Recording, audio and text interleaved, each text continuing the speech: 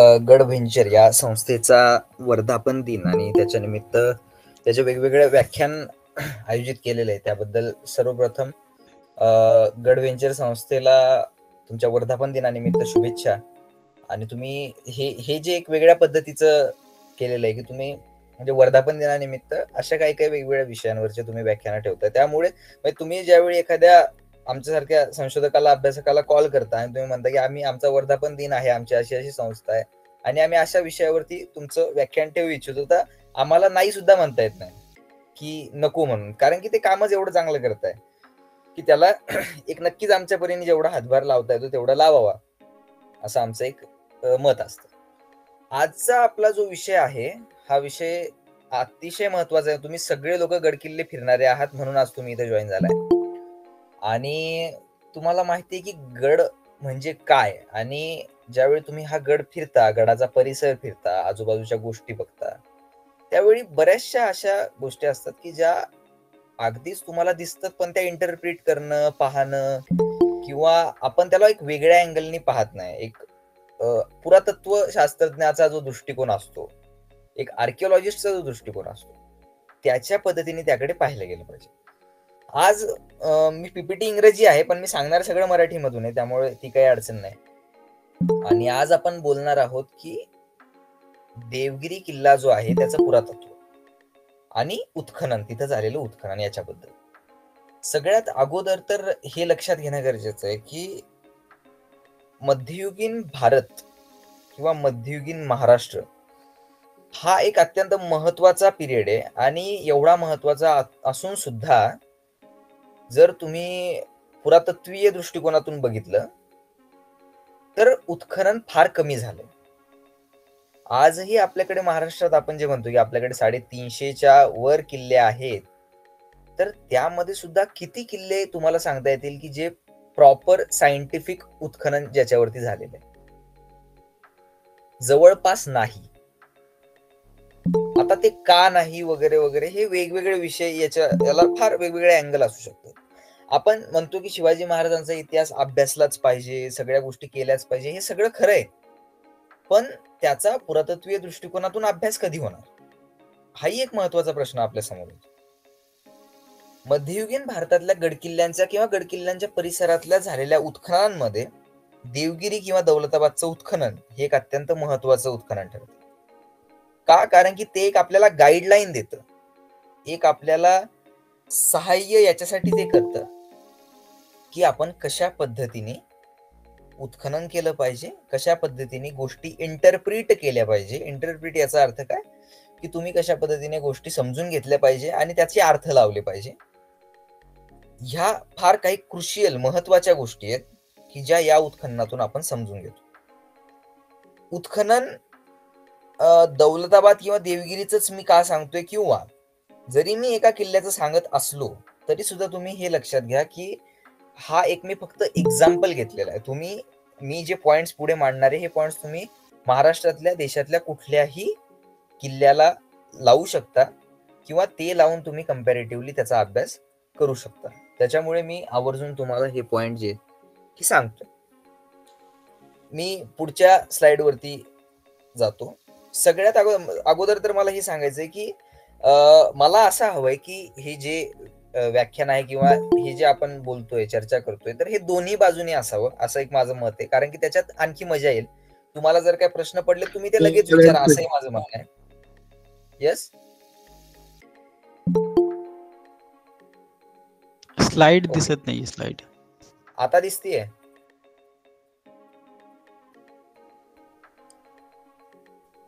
Slide दिसते ना सर्वांना?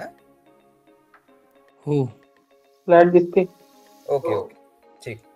तर माझा एक असं मत आहे की हा जो संवाद आहे हा दोन्ही बाजूने असावा. म्हणजे फक्त मी बोलतोय असं न होता आपण त्याच्यावरती चर्चा करू आणि चर्चेमधून या गोष्टी समजून घेऊ, जेणेकरून त्या अधिक चांगल्या पद्धतीने आपल्याला कळून येते. सगळ्यात अगोदर तर मला हे विचारायचं की हा जो फोटो तुम्हाला दिसतोय, हा फोटो बघून तुम्हाला काय वाटतंय? कुणीही सुरुवात करू शकता, आपण त्याच्यावरती साधक बाधक चर्चा करणार आहोत.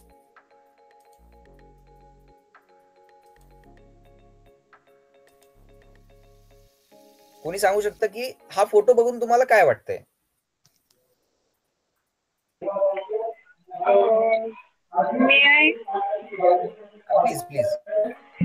स्केल आहे, कोल्ड आहे आणि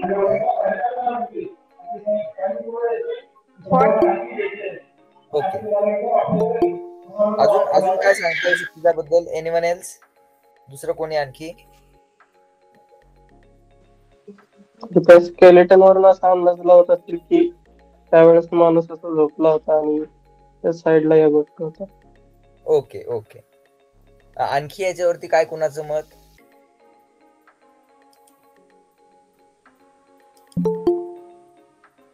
भरपूर जण जॉईन झालेले. जे वाटतंय ते सांगा. म्हणजे ते काय त्याच्यात बरोबर चूक अशातला काहीच विषय नाही. आपण फक्त चर्चा करतोय त्याच्याबद्दलची.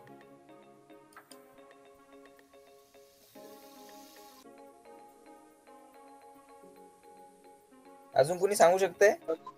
कालांतराने डिस्पोज झालेली बॉडी दाखवलेली आहे खालच्या चित्रात. ओके. आणि वर? वर म्हणजे जी बॉडी होती ती कालांतराने जी डिस्पोज झाली ती वरच्या ठीक. म्हणजे जी वरच्या चित्रात आणि बरं खालच्या बरं ठीक चित्रात. आहे. तुम्हाला असं दिसतंय की वरची जी बॉडी आहे तीच खालची बॉडी आहे आणि ती कालांतराने डिस्पोज झालेली आहे. आता मला एक सांगा, ते जे हा प्लीज बोला. किंवा असंही असू शकतं की आता जो वर दिसतोय ते प्रेझेंट आहे आणि आपण जेवढं रिलॅक्स आहे त्याच्या खाली अनेक प्रकारचं म्हणजे काइंड ऑफ प्रेशर मला खाली म्हणजे आहे एका प्रकारे. राईट आपण एक्सपर्ट अजून केलेलं नाहीये. राईट.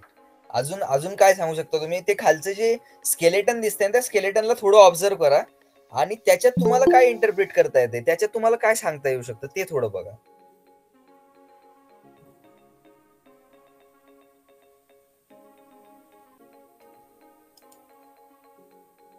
मला माहितीये तुम्ही काय पुरातत्व शास्त्रातले लोक नाही आहात, पण मला असं म्हणायचंय की तुम्ही ज्यावेळी हे गड किल्ले किंवा हे सगळं फिरताना तर हा एक पुरातत्वाचाच भाग आहे आणि ज्यावेळी तुम्ही हे सगळं फिरताय तर तो दृष्टिकोन तुम्हाला आला पाहिजे की जो आणखी महाराष्ट्रातल्या अनेक जे ट्रेकर्स आहेत किंवा सगळे काय दुर्गप्रेमी आहेत त्यांना तो एक पर्स्पेक्टिव्ह आणखी नाहीये. तर तो पर्स्पेक्टिव्ह यावा म्हणून आपण ही सगळी चर्चा करतोय. तर खालचं ते जे सांगाडा आहे तो सांगाडा बघून तुम्हाला काय वाटतंय सांगा. तुम्ही डायरेक्ट बोलू शकता. एखाद्या राजा महाराजाची बॉडी दिसते. ओके. कशावरून? आजूबाजूला त्याची तलवार आणि बरेचसे राईट मोती वगैरे दिसतात. राईट. अजून? हॅलो. हा बोला. हा, ही बॉडी थोडीशी म्हणजे ती हाडं विखुरली गेली आहे. त्याच्यामध्ये काही म्हणजे आता हे म्हटलं की राजे महाराजांचे वॉर मध्ये काय झालंय किंवा अपघात झालाय. ओके. अशा पद्धतीचं आहे ते सगळं. ओके. तर आता बघा, आता आपण वेगवेगळ्या पद्धतीने ही गोष्ट इंटरप्रिट केली. कुणी काय सांगितलं, कुणाला काय दिसलं, सगळ्या पद्धतीने दिसतं. तर पुरातत्व म्हणजे काय ना, पुरातत्व तुमची माझी आपल्या सामान्य माणसाची गोष्ट म्हणजे पुरातत्व असते. जगले तुमचेही पूर्वज आहेत, जगले माझेही पूर्वज आहेत. त्यांनीही काहीतरी केलं, माझ्याही पूर्वजांनी काहीतरी केलं, पण आज ते काहीच उरलं नाही. ते सगळं या पृथ्वीच्या पोटात गेलेलं. आपण ज्यावेळी पृथ्वीच्या वर जगत असतो त्यावेळी या पृथ्वीच्या पोटात काय याच्याबद्दल आपल्याला काही कल्पना नसते. तर प्लीज स्पीकर किंवा माईक बंद करता का? ओके. तर ज्यावेळी आपण पृथ्वीवरती जगत असतो, आपण चालतोय, आपण बोलतोय, आपण राहतोय, आपण आपल्याला माहित नाही की या पृथ्वीच्या पोटात काय, आणि या पृथ्वीच्या पोटात असणाऱ्या वस्तूंचा किंवा अशा सांगाड्यांचा या सगळ्याचा जो अभ्यास आहे याला आपण पुरातत्व शास्त्र असं म्हणतो. अगदी सोप्या भाषेत मी तुम्हाला समजून सांगण्याचा प्रयत्न केला की पुरातत्व शास्त्र म्हणजे नेमकं काय. हे एक जे चित्र दिसतंय, ह्या एका चित्रामध्ये तुम्ही पुरातत्व शास्त्र समजून घ्या की आपण पृथ्वीवरती जगतोय. तो माणूस जो आहे वरचा, तो शांततेत आरामात झोपलेला आहे. त्याला काही एक माहित नाही किंवा त्याला काही एक त्याचं घेणं देणं नाही, पण त्याच्या खाली या पृथ्वीच्या पोटात काय आहे याची त्याला कल्पना सुद्धा नाही. असू शकतं की हजारो वर्ष अगोदर जो व्यक्ती आज तिथे काढला गेलेला आहे त्यांनी हजारो वर्ष अगोदर मोठे युद्ध लढलेले असू शकतात, त्यांनी मोठे पराक्रम केलेले असू शकतात, पण आज त्याचं काही एक अस्तित्व आपल्याला माहित नाही. इतिहास किंवा पुरातत्व हे एवढ्याच गोष्टीसाठी समजायचं असतं की त्याच्यातून चांगल्या गोष्टी घेऊन तुम्ही तुमचं प्रेझेंट आणि तुमचं फ्युचर हे बेटर करू शकले पाहिजे. पुरातत्व शास्त्र किंवा इतिहासाचा वापर कधीही तोडमोड किंवा भांडणं करण्यासाठी करायचा नसतो, कारण त्याचा काही उपयोगच होत नाही. हे मुळामध्ये त्याचं हे. तर पुरातत्व शास्त्र म्हणजे काय, तुमची माझ्यासारखी एक ती गोष्ट आहे की ज्याला आपण पुरातत्वशास्त्र म्हणतो. आता तुम्हाला मेन ज्या गोष्टी आहे, आपण उत्खननाकडे जाण्याच्या अगोदर ना तुम्हाला पुरातत्वशास्त्र म्हणजे काय हे क्लिअर करणं गरजेचं आहे. तर बघा, पुरातत्वशास्त्र किंवा इतिहासात गोष्टीचा खूप मोठा एक वाटा असतो. आपण गोष्टीसाठी काहीही करू शकतो. म्हणजे माणसाने गुहाचित्र काढले, माणसाने भित्तीचित्र काढले, ते कशाच्या जोरावर काढले की त्यांच्याकडे काहीतरी गोष्ट होती. तुम्ही भीमबेटका गेलात किंवा तुम्ही इतर बुंदी वगैरे सारखे जे प्रदेश आहेत तिकडे जर तुम्ही गेलात तर तुम्हाला अनेक गुहांमध्ये अनेक प्रकारचे चित्र दिसतात. ते चित्र माणसाने कधी काढले? त्यांनी त्याच वेळी काढले ज्यावेळी त्याच्याकडे काहीतरी गोष्ट होती. त्याच्याकडे गोष्ट होती आणि त्याला ती गोष्ट सांगायची होती आणि ती गोष्ट सांगण्यासाठी त्याने त्याचा वापर केला. पुरातत्वशास्त्रामध्ये किंवा इतिहासामध्येही तेच होतं. आपल्याकडे बखरी लिहिल्या गेल्या, आपल्याकडे शिलालेख लिहिले गेले, आपल्याकडे गधेगड किंवा आपल्याकडे वीरगळ्यांसारखे स्मृती स्टोन्स आपण त्याला म्हणू, हिरो स्टोन्स तयार केले गेले. हे कशासाठी केले गेले? ही कथा सांगण्यासाठी केले गेले की हा असा लढला, हा असा राहिला, हा असा जगला. जगण्याच्या आणि मरण्याच्या कथा ज्या असतात ह्या सांगायच्या असतात आणि ह्या याच्यासाठी सांगायच्या असतात की तुम्हाला तुमचं भूतकाळ हा किती दैदिप्यमान होता हेही कळावं आणि तो का कळावा, तो याच्यासाठी कळावा की त्याच्यातून प्रेरणा घेऊन तुम्ही तुमचं भविष्य किंवा तुम्ही तुमचं वर्तमान बेटर करू शकले पाहिजे. आजही ज्यावेळी आपल्याला सांगितलं जातं की तुझे पूर्वज हे कोणत्या तरी सरदार घराण्यात होते किंवा तू एखाद्या सरदार घराण्याचा वंशज आहेस, तर त्यावेळी तुम्ही फक्त त्या सरदार घराण्याचे वंशजात हे मोठे पण नसतं. तुम्हाला त्या सरदार घराण्यातल्या पूर्वजांनी जे काही कर्तृत्व गाजवलं तसं तुम्ही गाजवावं हे अपेक्षित असतं. तुम्ही फक्त त्या सरदार घराण्याचे वंशज आहात हे घेऊन मिरवणे हे अपेक्षित नसतं. तर इतिहास पुरातत्वामध्ये स्टोरी किंवा गोष्ट ही अशा पद्धतीने वापर केला जातो. इतिहास म्हणजे काय याच्या व्याख्या अनेक लोकांनी अनेक पद्धतीने केल्या. पण इतिहासाचं जर सोपं तुम्हाला समजून घ्यायचं झालं तर होणाऱ्या बदलाचा अभ्यास, जो बदल काळानुरूप झालेला आहे त्याचा अभ्यास करणं आणि जो की मानवी जीवनाबद्दलचे सगळे ऍस्पेक्ट कव्हर करतो, जसे की society, political aspect, social aspect, economic aspect, scientific aspect, technological, medical aspect, cultural aspect, intellectual aspect, religious aspect आणि मिलिटरी डेव्हलपमेंट बद्दल किंवा त्याच्याबद्दलचा हा सगळा इतिहासाचा भाग बनतो. आणि ह्या सगळ्याचा अभ्यास करणं म्हणजे तुम्ही म्हणता की तुम्ही इतिहासाचा अभ्यास करता. तुम्हाला कुठलीही एक गोष्ट समजून घ्यायची म्हणजे तुम्हाला दुसरी गोष्ट समजून घ्यावीच लागते. माणसाचं जगणं हे सगळ्या गोष्टींशी बांधील असतं आणि ह्या सगळ्याचा अभ्यास करणं, ह्या सगळ्याच्या मटेरियल कल्चरचा अभ्यास करणं, की जे पुरातत्वीय साधनं तुम्हाला मिळत आहेत त्याचा अभ्यास करणं म्हणजे पुरातत्वाचा अभ्यास करणं होतं. बघा कसं असतं की जसा काळ बदलतो वेगवेगळ्या काळानुसार त्याचं तत्वज्ञान आणि त्याचं रिसर्च मेथोडॉलॉजी म्हणजे संशोधन करण्याची पद्धतीही बदलत जाते.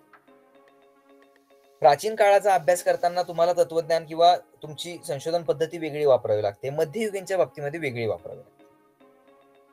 कारण तुम्ही एकच नॉर्म घेऊन किंवा एकच तुम्ही नियम घेऊन तुम्ही सर्व इतिहासाला किंवा सर्व काळाला तुम्ही लावू शकत नाही. मी बोलत असताना जर कोणाला काही प्रश्न पडला तर तुम्ही डायरेक्ट विचारू शकता, कारण नंतर ते लक्षात राहत नाहीत आणि ते तेवढे रिलिव्हंटही होत नाही. त्याच्यामुळे तुम्हाला काय प्रश्न असतील एक तर दोन ऑप्शन आहेत, तुम्ही मोठ्याने बोला किंवा तुम्ही चॅट बॉक्स मध्ये टाईप करून टाका, मी त्याचं लगेच उत्तर देतो. अशा दोनही पद्धतीने आपण करू शकतो. तर इतिहासाचा अभ्यास करताना किंवा आर्किओलॉजीचा अभ्यास करताना तुम्ही ह्या गोष्टी लक्षात घेतल्या पाहिजे की तत्वज्ञान आणि रिसर्च मेथोडॉलॉजी म्हणजे संशोधन पद्धती या दोनही गोष्टी साधक बाधक असतात एकमेकाला आणि त्याचा अभ्यास करून तुम्हाला त्या काळाचा अभ्यास करायचा असतो. आता काळाचा अभ्यास करणार म्हणजे नेमकं काय करणार, तर त्या काळात राहणाऱ्या लोकांचा अभ्यास करणार. दुसरी गोष्ट की भूतकाळ जो आहे म्हणजे एक पुरातत्वाचा संशोधक म्हणून मी हे आवर्जून सांगू इच्छितो की कधीही भूतकाळाला तुम्ही रोमॅन्टिसाइज करू नका. रोमॅन्टिसाइज करणे म्हणजे नेमकं काय की हे म्हणणे की अरे भूतकाळ खूप भारी होता आणि आपल्याला तसं काहीतरी करायचं, हे साफ चूक असतं. जो काळ असतो त्या काळाच्या गरजेनुसार तो काळ असतो. त्याला तुम्ही असं म्हणाल की आजच्यापेक्षा तो काळ चांगला होता, असणारच आहे कारण तुम्ही तेव्हा नव्हतात आणि तुम्हाला माहित नाही तो काळ कसा होता. तो काळ जशा पद्धतीने तुमच्या पुढे रिप्रेझेंट केला जातोय त्या पद्धतीने तुम्ही म्हणता की तो काळ चांगला होता, but it is not necessary की तो काळ तसाच असला पाहिजे असं तुम्हाला वाटतं. त्यानंतर आपल्याला नेहमी एक सांगितलं जातं की जुने दिवस चांगले होते आणि ते आतापेक्षा चांगले होते, आणि हे प्रत्येक काळात होत आलंय. म्हणजे आपल्याला जर आता असं वाटत असेल की यार फक्त आमचे आजी आजोबाच आम्हाला असं सांगतात, तर असं नाहीये. हे अगदी हजारो वर्षापासून चालत आलं.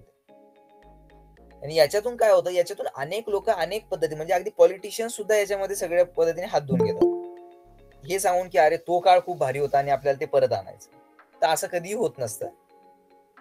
ते एक फक्त सांगण्याची पद्धत आहे.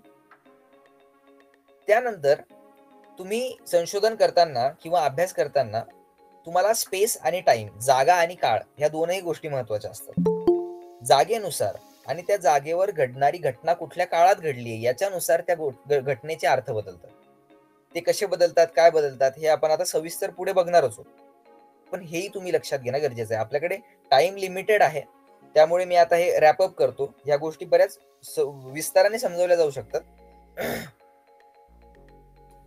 ओके, आता बघा, इतिहास आणि पुरातत्वात साम्य भरपूर आहेत, त्याच्यामध्ये फरकही भरपूर आहेत पण साम्यही भरपूर आहेत. तर त्याच्यात काय की एक गोष्ट तर कॉमन ही आहे की पुरातत्व आणि इतिहास या दोनही गोष्टी ज्या आहेत त्या तुमचा भूतकाळ तुम्हाला दाखवण्याचं काम करतात, तुमच्यापर्यंत तुमचा भूतकाळ पोहोचवण्याचं काम करतात. आणि जर तुम्ही ब्रॉडर ऍस्पेक्ट वरती बघितलं तर मानवी ज्या घटना आहेत किंवा तुमच्या सोसायटी बद्दल घडलेल्या ज्या घटना आहेत त्या घटना तुमच्यापर्यंत पोहोचवण्याचं काम हे इतिहास आणि पुरातत्व करत असतं. इतिहास काय असतो की इतिहास हा लिखित स्वरूपात ज्या गोष्टी आपल्याकडे असतात त्याला आपण इतिहास असं, म्हणजे इतिहासाचा अभ्यास असं म्हणतो. आणि पुरातत्व जो आहे, पुरातत्वाच्या पद्धतीने तुम्ही जर पाहिलं तर तुम्हाला जे मटेरियल कल्चर सापडतं त्या मटेरियल कल्चरचा अभ्यास करून तुम्ही पुरातत्वीय दृष्टिकोनातून त्या गोष्टी मांडू शकता. एक प्रश्न विचारलाय की how can archaeology be used to study time. वेळेचा आणि काळाचा अभ्यास करण्यासाठीच मुळामध्ये आर्किओलॉजी असते. ती कशी असते ना, हे आपण आता पुढे देवगिरीच्या उत्खननाबद्दल किंवा देवगिरी किल्ल्याबद्दल ज्यावेळी बघू त्यावेळी तुमच्या लक्षात येईल की काळाचा अभ्यास करण्यासाठी तुम्हाला आर्किओलॉजी कशा पद्धतीने महत्वाची ठरते. दुसरं की इतिहास जो आहे तर इतिहास एका पद्धतीने तुम्ही बदलू शकता असं एक विधान मी या ठिकाणी जबाबदारीने करतोय. त्याचं कारण हे की इन केस सपोज की तुम्ही एक राजा आहात आणि त्या राजाला त्याचा इतिहास लिहून घ्यायचा आहे, तर इट इज नॉट नेसेसरी की तो इतिहास तशाच पद्धतीने लिहायला सांगेल जसा घडलाय. असंही असू शकतं की त्यांनी त्या लेखकाला पैसे देऊनही तो इतिहास बदलू शकतो, आणि अशा घटना घडलेल्या आहेत. म्हणजे हे काय मी फक्त अंदाजपंच सांगतोय अशातला भाग नाही. उदाहरण त्याचं द्यायचं झालं तर यादव काळातलंच उदाहरण देतो, कारण आपण देवगिरी बद्दल बोलतोय. तर यादव राजा रामदेवने एक युद्ध लढला होता, तो एक राणी सोबत.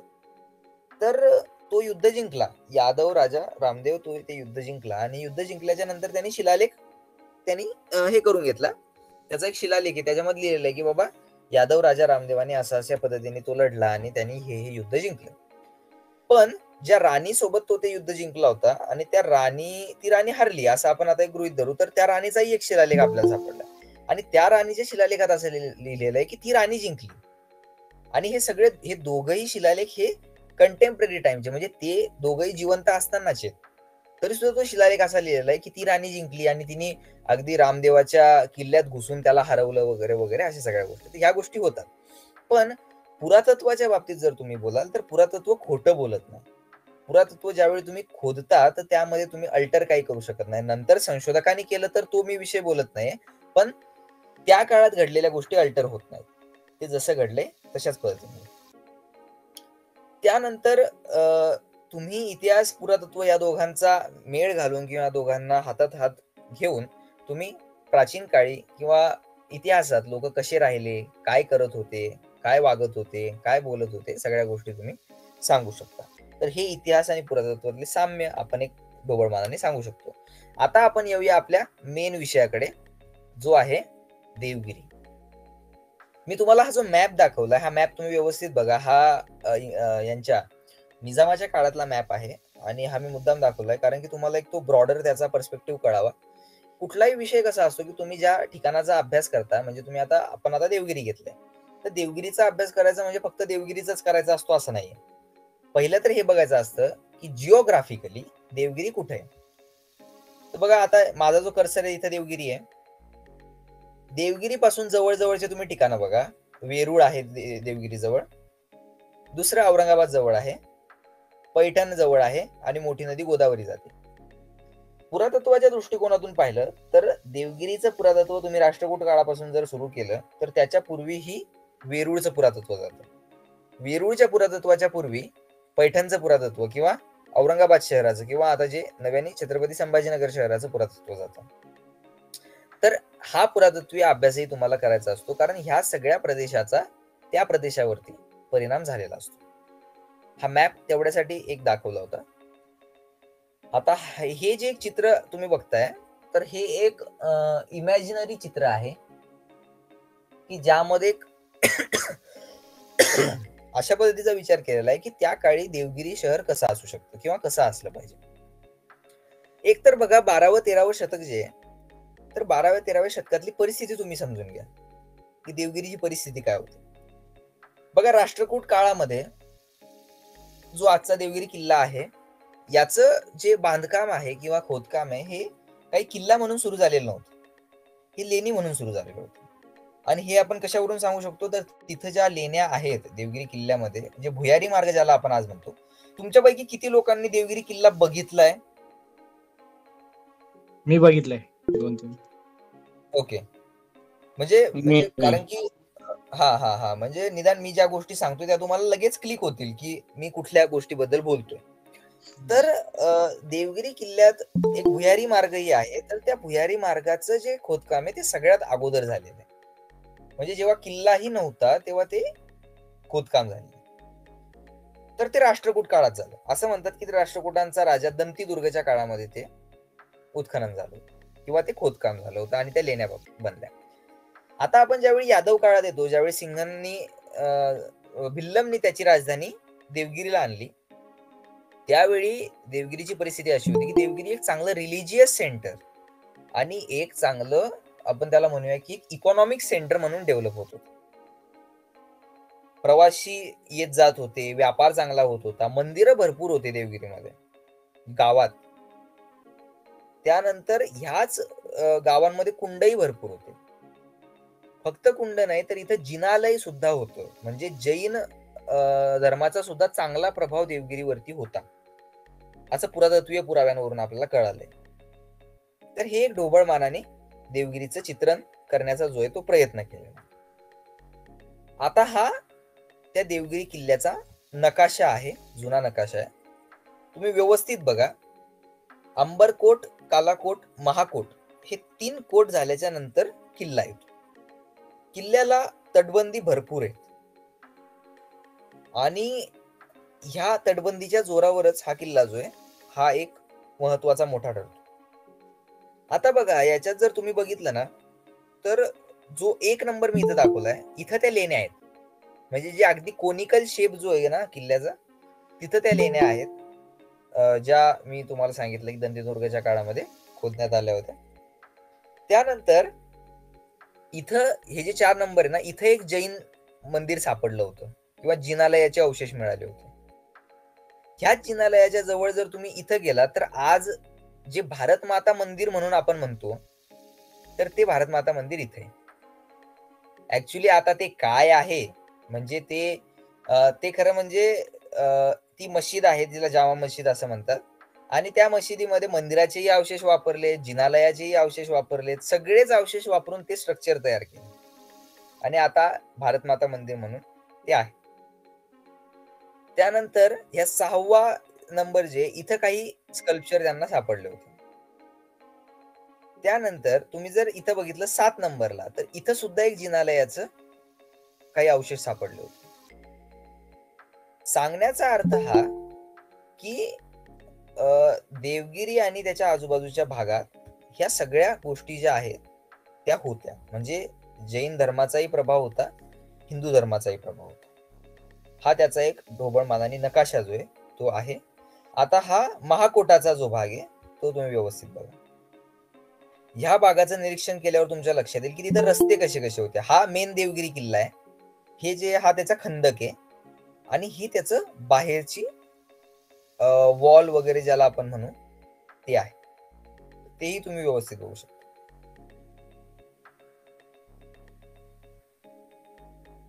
ऑब्झर्व करा ती गोष्ट व्यवस्थित, कारण हे प्लॅन्स तुम्हाला दुसरीकडे परत बघायला मिळणार नाहीत. हा, आता आपण येऊया आपल्या मेन विषयाकडे, जे आहे उत्खनन. आता तुम्हाला एकंदरीत त्या काळची परिस्थिती काय होती वगैरे वगैरे सगळ्या गोष्टी कळाल्या. आता मी तुम्हाला मेन त्या उत्खननाकडे नेतो. उत्खनन होण्याचं किंवा करण्याचं विषय काय होता की 1964 साल होतं आणि 1964 साली प्रोफेसर माटे होते डेक्कन कॉलेजचे, आणि ते देवगिरी भागामध्ये आले.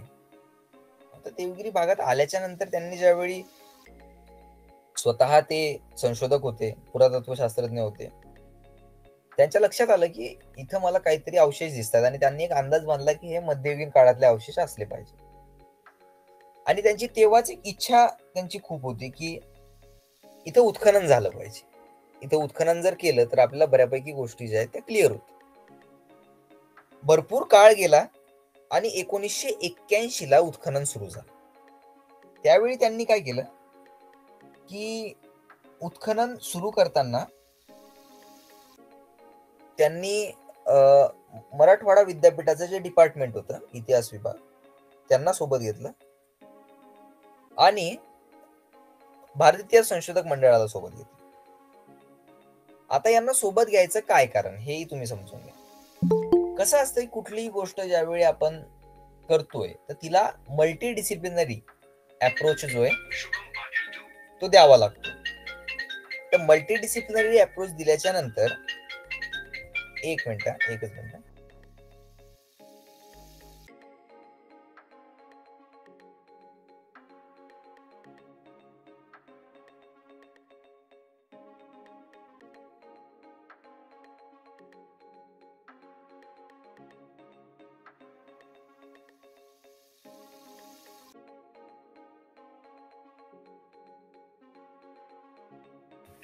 Okay, sorry. तर त्यांना का सोबत घेतलं की त्यांच्या एक गोष्ट लक्षात आली की आपण कुठलंही काम करत असताना ते एका अँगलने नाही झालं पाहिजे, ते सगळ्या अँगलने झालं पाहिजे. म्हणून मग त्यांनी काय केलं की मराठवाडा विद्यापीठ सोबत घेतलं, भारतीय इतिहास संशोधक मंडळ यासाठी सोबत घेतलं की जे लिटररी एव्हिडन्सेस आहेत, जे लिखित पुरावे, त्यांचा अभ्यास संशोधक मंडळ करेल आणि आम्ही पुरातत्वीय साधनांचा अभ्यास करून त्याचं इंटरप्रिटेशन करण्याचा प्रयत्न करू. त्यांनी सोबत घेतलं आणि ते काम सुरू झालं. आता सगळ्यात महत्वाचं म्हणजे की कुठलंही उत्खनन करताना ना 2 पद्धती असतात. पहिली गोष्ट असते की रिसर्च प्रॉब्लेम शोधणे. प्रॉब्लेम कधी मिळाला की ज्यावेळी प्रोफेसर माटे इकडे आले, त्यांनी ज्यावेळी देवगिरी बघितला आणि ज्यावेळी त्यांच्या लक्षात आलं की इथं भरपूर अवशेष पडलेले आहेत आणि याचं उत्खनन जे हे झालं पाहिजे आणि हे मध्ययुगीन काळातले अवशेष दिसत आहेत, त्यावेळी त्यांना मिळाला प्रॉब्लेम की आपल्याला रिसर्च प्रॉब्लेम तर आता मिळाला. पुढचा विषय होता की अप्रोच काय पाहिजे. तर अप्रोच बद्दलही मी तुम्हाला सांगितलं की मग त्यांनी मल्टी डिसिप्लिनरी अप्रोच पाहिजे. आपण संशोधक मंडळालाही सोबत घेतलं पाहिजे, आपण मराठवाडा विद्यापीठालाही सोबत घेतलं पाहिजे. आता हे सोबत घेऊन ते काय साध्य करणार होते, तर त्यांना कल्चरल सिक्वेन्स आपण ज्याला म्हणतो की कुठल्या काळात काय झालं. म्हणजे देवगिरी किल्ला जर आज तुम्ही बघितला तर जवळजवळ 1000 वर्ष त्या देवगिरी किल्ल्यानी बांधकामच बघितलंय. आजही आपल्याला हे सांगणं कठीण होतं की नेमकं देवगिरी किल्ल्याचं कुठल्या काळात काय बांधकाम झालेलं. तर ते समजून घेण्यासाठी की कुठल्या काळात काय झालं असावं, याच्यासाठी त्यांनी तो अप्रोच, कल्चरल सिक्वेन्स त्यांना काढायचं होतं आणि त्यावेळी त्यांना सोबत घेतलं. त्यांना हिस्टोरिकल आर्किओलॉजी हा विषय त्यांनी जरा लक्ष दिलं त्याकडे की आपण फक्त आर्किओलॉजी करून उपयोग नाही, आपल्याला हिस्टोरिकल आर्किओलॉजी करायची. आपल्याला इतिहास आणि पुरातत्व या दोन्ही गोष्टींना सोबत घेऊन पुढे जायचंय. आता प्रॉब्लेमही मिळाला होता आणि अप्रोचही मिळाला होता. आता बघा, आता सगळ्यात महत्वाचं की मध्ययुगीन पुरातत्वाला फार जास्त निग्लेक्ट केलं जातं असं माझं एक मत आहे. त्याचं कारण हे की म्हणजे जर ते निग्लेक्ट केलं जात नसतं तर आज ही वेळ आली नसती की फक्त 1 किंवा 2च किल्ले उत्खनन झालेले आहेत. ही वेळ काय आपल्यावरती. याचं कारण महत्वाचं हेच आहे की आपण त्याकडे लक्षच देत नाही, आपण फक्त गडकिल्ले फिरतोय. पण आजही आपल्याला हे माहित नाही की त्याचं पुरातत्व काय.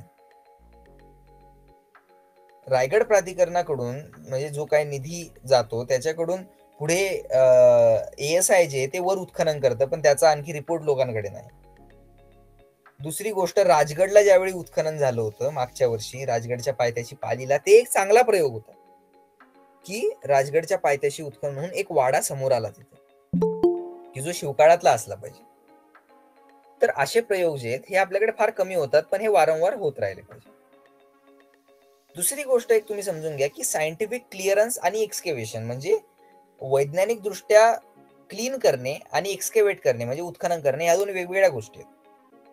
सायंटिफिक क्लिअरन्स म्हणजे काय असतं की जर समजा एखादी गोष्ट दबून पडलेली आहे आणि ती जर तुम्ही बाजूला करून साफ करताय, तिला सायंटिफिक क्लिअरन्स असं म्हटलं जातं. म्हणजे रायगड किल्ल्यावरती ज्या दबून पडलेल्या इमारती आहेत आणि ते जे वेगवेगळ्या आता ते त्याच्यामधली माती वगैरे हे काढतायत, त्याला सायंटिफिक क्लिअरन्स म्हटलं जातं. उत्खनन म्हणजे काय असतं की पृथ्वीचा जो लेयर आहे त्याच्या प्रॉपर खाली एक्सकेव्हेट करणे, त्याला उत्खनन असं म्हटलं जातं. आता बघा की आपण आता देवगिरी किल्ल्याकडे येऊया परत. एक आर्किओलॉजिकल पर्स्पेक्टिव्हने ज्यावेळी तुम्ही हे बघता की बाबा एखादी मला भिंत बांधायची, मला आता माझ्या किल्ल्याला जे फोर्टिफिकेशन करायचं, त्याला मला मोठमोठ्या वॉल्स उभ्या करायच्या आहेत. आता याला आर्किओलॉजिकल पर्स्पेक्टिव्हने जर तुम्ही बघितलं तर काही प्रश्न पडतात. त्यातला पहिला प्रश्न हा पडतो की या बांधकामाला किती माणसं लागले असतील, किती लोकांनी या ठिकाणी काम केलं असेल. दुसरं की लोकांनी यांच्यासाठी का काम केलं, या दोनही गोष्टींवरती आपल्याला विचार करावा लागतो. बघा, प्रत्येक गोष्ट सगळे लोक काय पैशासाठीच म्हणजे पैशानेच ही कामं होतात अशातलाही काही भाग नाही, पण लोकांच्या गरजा समजून घ्याव्या लागतात आणि तेव्हा हे काम होतं. तर त्यावेळी काय व्हायचं की तुम्ही कुठल्याही किल्ल्याबद्दल हे लक्षात घ्या की लेबर हा जो आहे, लेबर उपलब्ध करणे म्हणजे नेमका कसा करणार. आता शेती बहुतांश लोक शेतीच करत, पण शेती काय ते 12ही महिने नव्हते करत. तर उरलेल्या वेळात मध्ये काय करणार, तर त्यांना ह्या पद्धतीने हायर केलं जायचं आणि हायर करून या गोष्टी त्यांच्याकडून करून घेतल्या जायच्या. याचाही तुम्ही संशोधनात्मक अभ्यास करू शकता की समजा आता रायगड आहे, प्रतापगड आहे, राजगड आहे, याच्यासाठी अशा पद्धतीचे अभ्यास होऊ शकतात की बाबा किती लोक लागले असतील हा किल्ल्याचा अभ्यास, किल्ल्याचं बांधकाम करण्यासाठी, किंवा तुम्ही एखादी वास्तू घेतली त्या वास्तूचं बांधकाम करण्यासाठी किती कालावधी लागला असेल. असे अनेक प्रश्न जे आहेत ते पडतात. दुसरं एक असतं की कुठलंही मॉन्युमेंट इंटरप्रिट करणे, त्या मॉन्युमेंटचा अर्थ लावणे, हे एक फार कठीण काम आहे. कारण की मध्ययुगीन काळात तर हे खूपच कठीण आहे. म्हणजे अगदी तुम्ही उत्खनन केल्याच्या नंतर किंवा तुमच्या समोर वास्तू असते, पण तरी सुद्धा तुम्हाला सांगता येत नाही की या वास्तूचा वापर त्या काळी काय असला पाहिजे.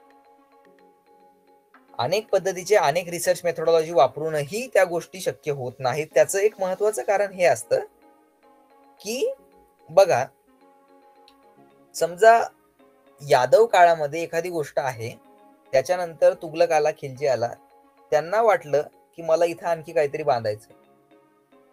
याचा अर्थ हा होत नाही की तो यादवांनी बनवलेलं सगळं तोडून टाकेल आणि नष्ट करून त्याचं स्वतःचं बांधेल. राज्यकर्ते कधीही कमीत कमी खर्चामध्ये जास्तीत जास्त गोष्टी कशा उभ्या राहतील याचा विचार करत असतात. त्यामुळे ते काय करतात की यादव राज्याची जी काय खून त्या गोष्टीवरती असेल तेवढी काढून टाकतात आणि हे पुन्हा त्याला बांधतात.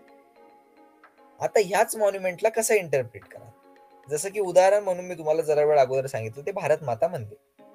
आता ती जामा मशीद म्हणून तिचं बांधकाम झालं. मी तुम्हाला सांगितलं की यादव काळामध्ये भरपूर मंदिरं याच्यात होती, तुमच्या देवगिरीच्या परिसरामध्ये भरपूर मंदिरं होती, जिनालय सुद्धा होते. आता त्या जर तुम्ही भारत माता मंदिरात बघितलं, त्या मंदिरामध्ये तुम्हाला जिनालयाचेही अवशेष वापरलेले आहेत, त्यात मंदिराचे अवशेष वापरलेले आहेत आणि त्यात नवीन अवशेषही वापरले. अशा पद्धतीने ती मशीद उभी केलेली आहे. आता याच्यामध्ये तुम्ही हे कसं इंटरप्रिट करणार. आता त्यांनी तर अगदी फक्त त्या दगडाचा वापर करावा म्हणूनच वापर केलेला आहे. त्यांनी त्यात काही एक बघितलेलं नाही, कुठला दगड कुठं पाहिजे वगैरे वगैरे काहीच नाही. तुम्ही व्यवस्थित जर तिथे जाऊन निरीक्षण केलं तर तुमच्या ते लक्षात येईल. तर मॉन्युमेंट इंटरप्रिट करणं ही सुद्धा एक मोठी कठीण गोष्ट असते. तर तीही संशोधकांनी, अभ्यासकांनी फार जबाबदारीने केली पाहिजे. कुठलंही कमेंट करताना, एखाद्या वास्तूवरती कमेंट करताना तीही फार सांभाळून केली पाहिजे असं मला वाटतं. त्यानंतर तुम्ही कल्चरल सिक्वेन्स, जे मी तुम्हाला बोललो की कल्चरल सिक्वेन्स म्हणजे काय, की काळानुरूप त्या गोष्टीमध्ये जो झालेला बदल आहे तो तुम्हाला समजून घेतला पाहिजे. जसं की आता आपण 4 शहरांचा विचार करूया. पहिलं घेऊया कंधार. आता कंधार बद्दल जर तुम्ही बोलाल तर साधारणतः मध्ययुगीन काळापासून तुम्हाला कंधारची स्ट्रॅटिग्राफी सापडते. स्ट्रॅटिग्राफी म्हणजे काय, हा एक नवीन शब्द तुम्हाला ऐकायला आला असेल.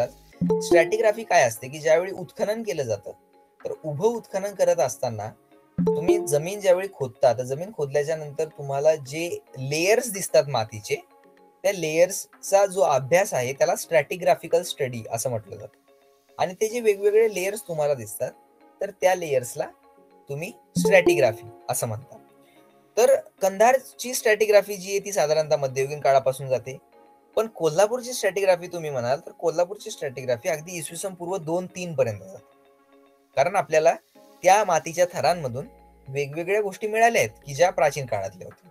नाशिकची जर तुम्ही बघाल तर नाशिकची साधारणतः त्याच काळात म्हणजे इसवी सन पूर्व 2-3च्या आसपास जाते. नेवाशाची जर तुम्ही बघाल तर नेवाशाची जवळजवळ 1,00,000 वर्ष अगोदर पर्यंत जाते, कारण तिथं आपल्याला अगदी अश्मयुगीन माणसाचे हत्यारं सुद्धा सापडले. तर अशा पद्धतीने जे तुम्ही हा जो अभ्यास करता, हा जो काळाचा अभ्यास करता की ठिकाण एकच आहे पण त्या ठिकाणात जे बदल झाले, तिथल्या वास्तूंमध्ये जे बदल झाले आणि ते जे काळानुरूप बदल झाले त्याचा अभ्यास करणं म्हणजे कल्चरल सिक्वेन्सचा अभ्यास करणं.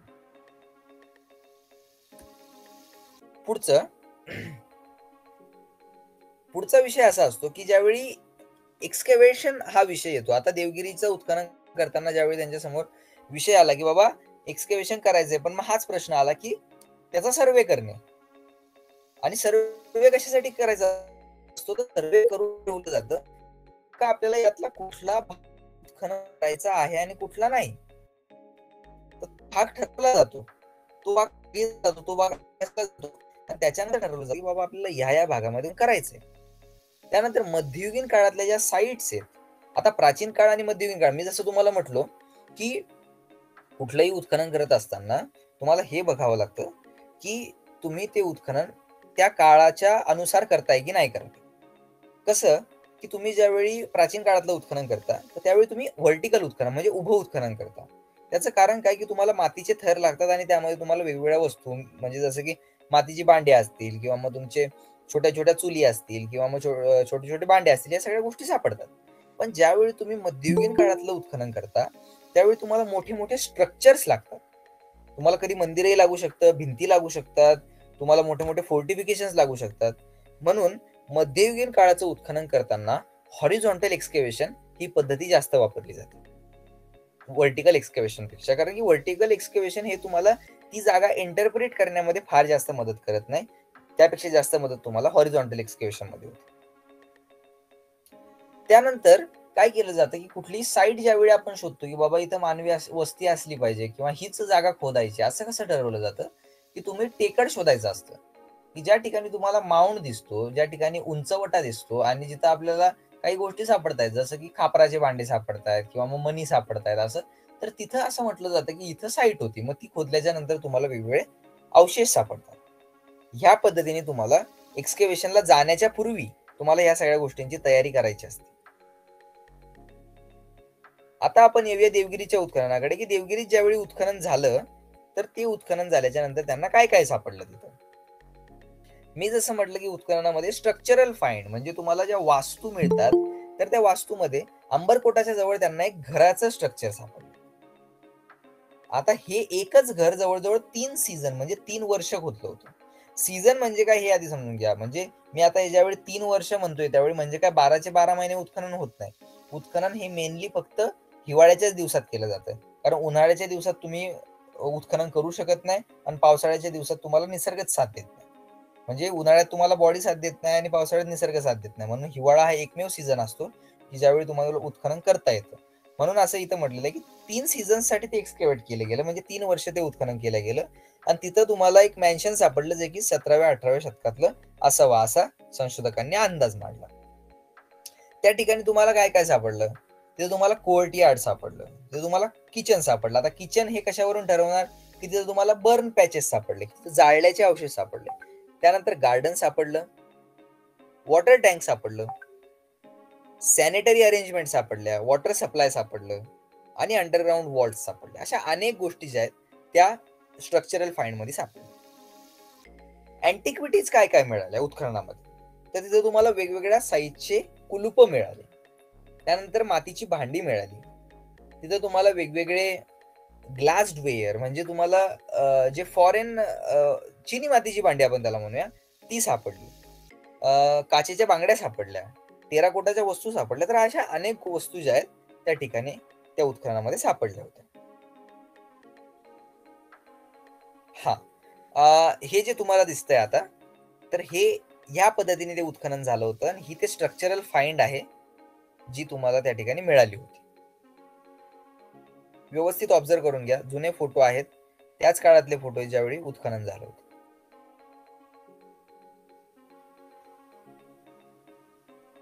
सर माझं एक कन्सर्न आहे हो, की तुम्ही जो पहिला फोटो मला दाखवला होता म्हणजे हा. म्हणजे सेशन चालू करायच्या वेळेस ते लिटरली त्या स्थितीमध्ये ज्यावेळेस ते झोपले होते तो फोटो दाखवतात, ठीक आहे. हा हा तर त्याच्या आजूबाजूला खालच्या चित्रामध्ये जेवढे काही वस्तू पडल्यात हा तर ते चित्र लिटरली बालाजी पोन्ना, हा बरोबर, बालाजी पोन्ना हे एक अष्टपैलू कलाकार आहेत जे हा. किचकट आणि मनमोहक लौककला तयार करण्यासाठी त्यांच्या अपवादासाठी कौशल्यासाठी ओळखले जातात, बरोबर.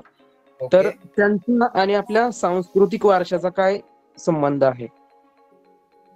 बालाजी पुन्हा तुम्ही परत एकदा तुमचा प्रश्न रिपीट करता का? ऍक्च्युली तुम्ही पहिला जो फोटो दाखवला हो हो हो तो माणूस त्या म्हणजे की त्या फील्ड मध्ये जसं तो झोपला होता आणि त्याच्या हा, हा. खालच्या चित्रामध्ये दिसतंय की त्याच्या आजूबाजूला जे सांगाडे पडलेत आणि सांगाडे पडल्याच्या Right. नंतर ज्या वस्तू ज्या पडलेल्या आहेत, हा हा इव्हन त्यामध्ये तलवार पण दिसतेय, इव्हन बाकीच्या छोट्या मोठ्या वस्तू दिसत आहेत, एक चंबू दिसतोय गोल आणि वरती काहीतरी दिव्यासारखं दिसतंय, ठीक आहे. राईट. तर या ज्या वस्तू आहेत ते असं वाटतं की बालाजी पोन्ना यांची मी एक म्हणजे एक पुस्तक मला भेटलेलं, तर ते पुस्तक मी त्यांच्यामध्ये ते वाचलंय, म्हणजे हे बरेच दिवस झाले मी वाचून. तर ते एक बरं. अष्टपैलू कलाकार म्हणून आहेत आणि हा, हा. किचकट आणि मनमोहक लघुकला त्यांच्या हा. करण्याचा छंद होता. बर.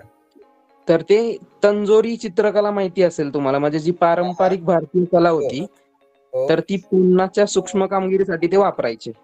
ठीक आहे. तर त्यांचा आणि आपला तर या सांस्कृतिक वारशामध्ये काय संबंध आहे?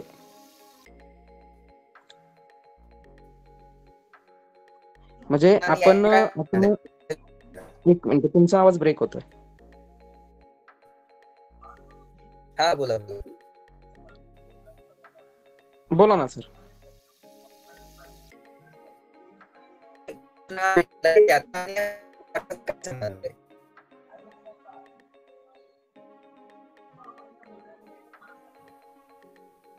तुमचा आवाज ब्रेक होतो सर.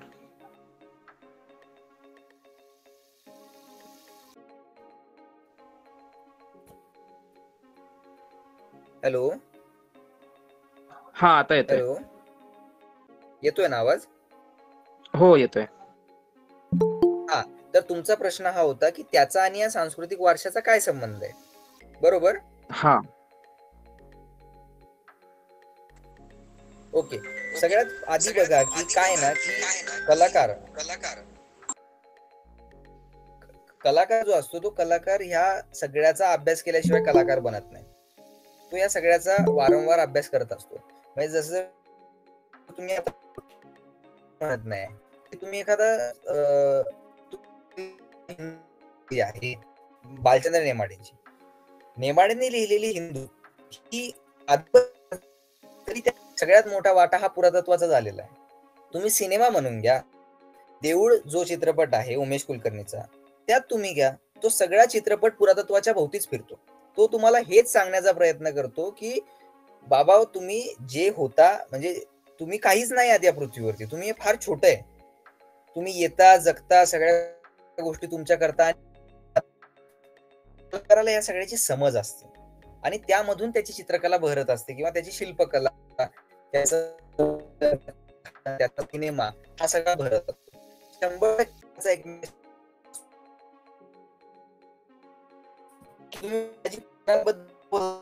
व्यक्तींबद्दल दादा तुमचा आवाज ब्रेक होतोय. आवाज ब्रेक होतोय सर. दादा आवाज ब्रेक होतोय.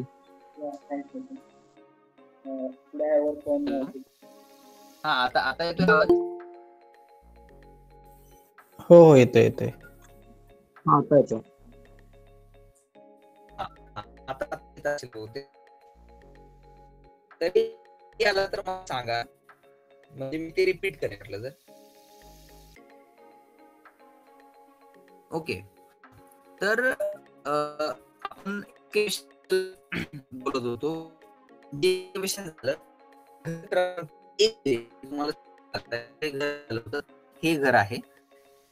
कशा पद्धतीने एक्सकेव्हेशन केलेलं आहे आणि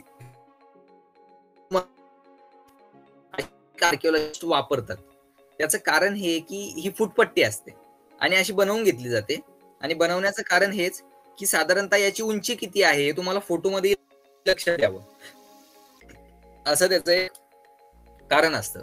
त्यामुळे तुम्ही कधी लक्षात ठेवा की जर तुम्ही कुठल्या गडकिल्ल्यावरती गेलात किंवा तुम्ही कुठल्या पुरातत्वीय साईटवरती गेलात, तर तुम्ही अशी पट्टी सोबत घेऊन जा, किंवा तुमचा पेन जरी तुमच्या सोबत असेल आणि तुम्हाला जर अशी एखादी वस्तू सापडली.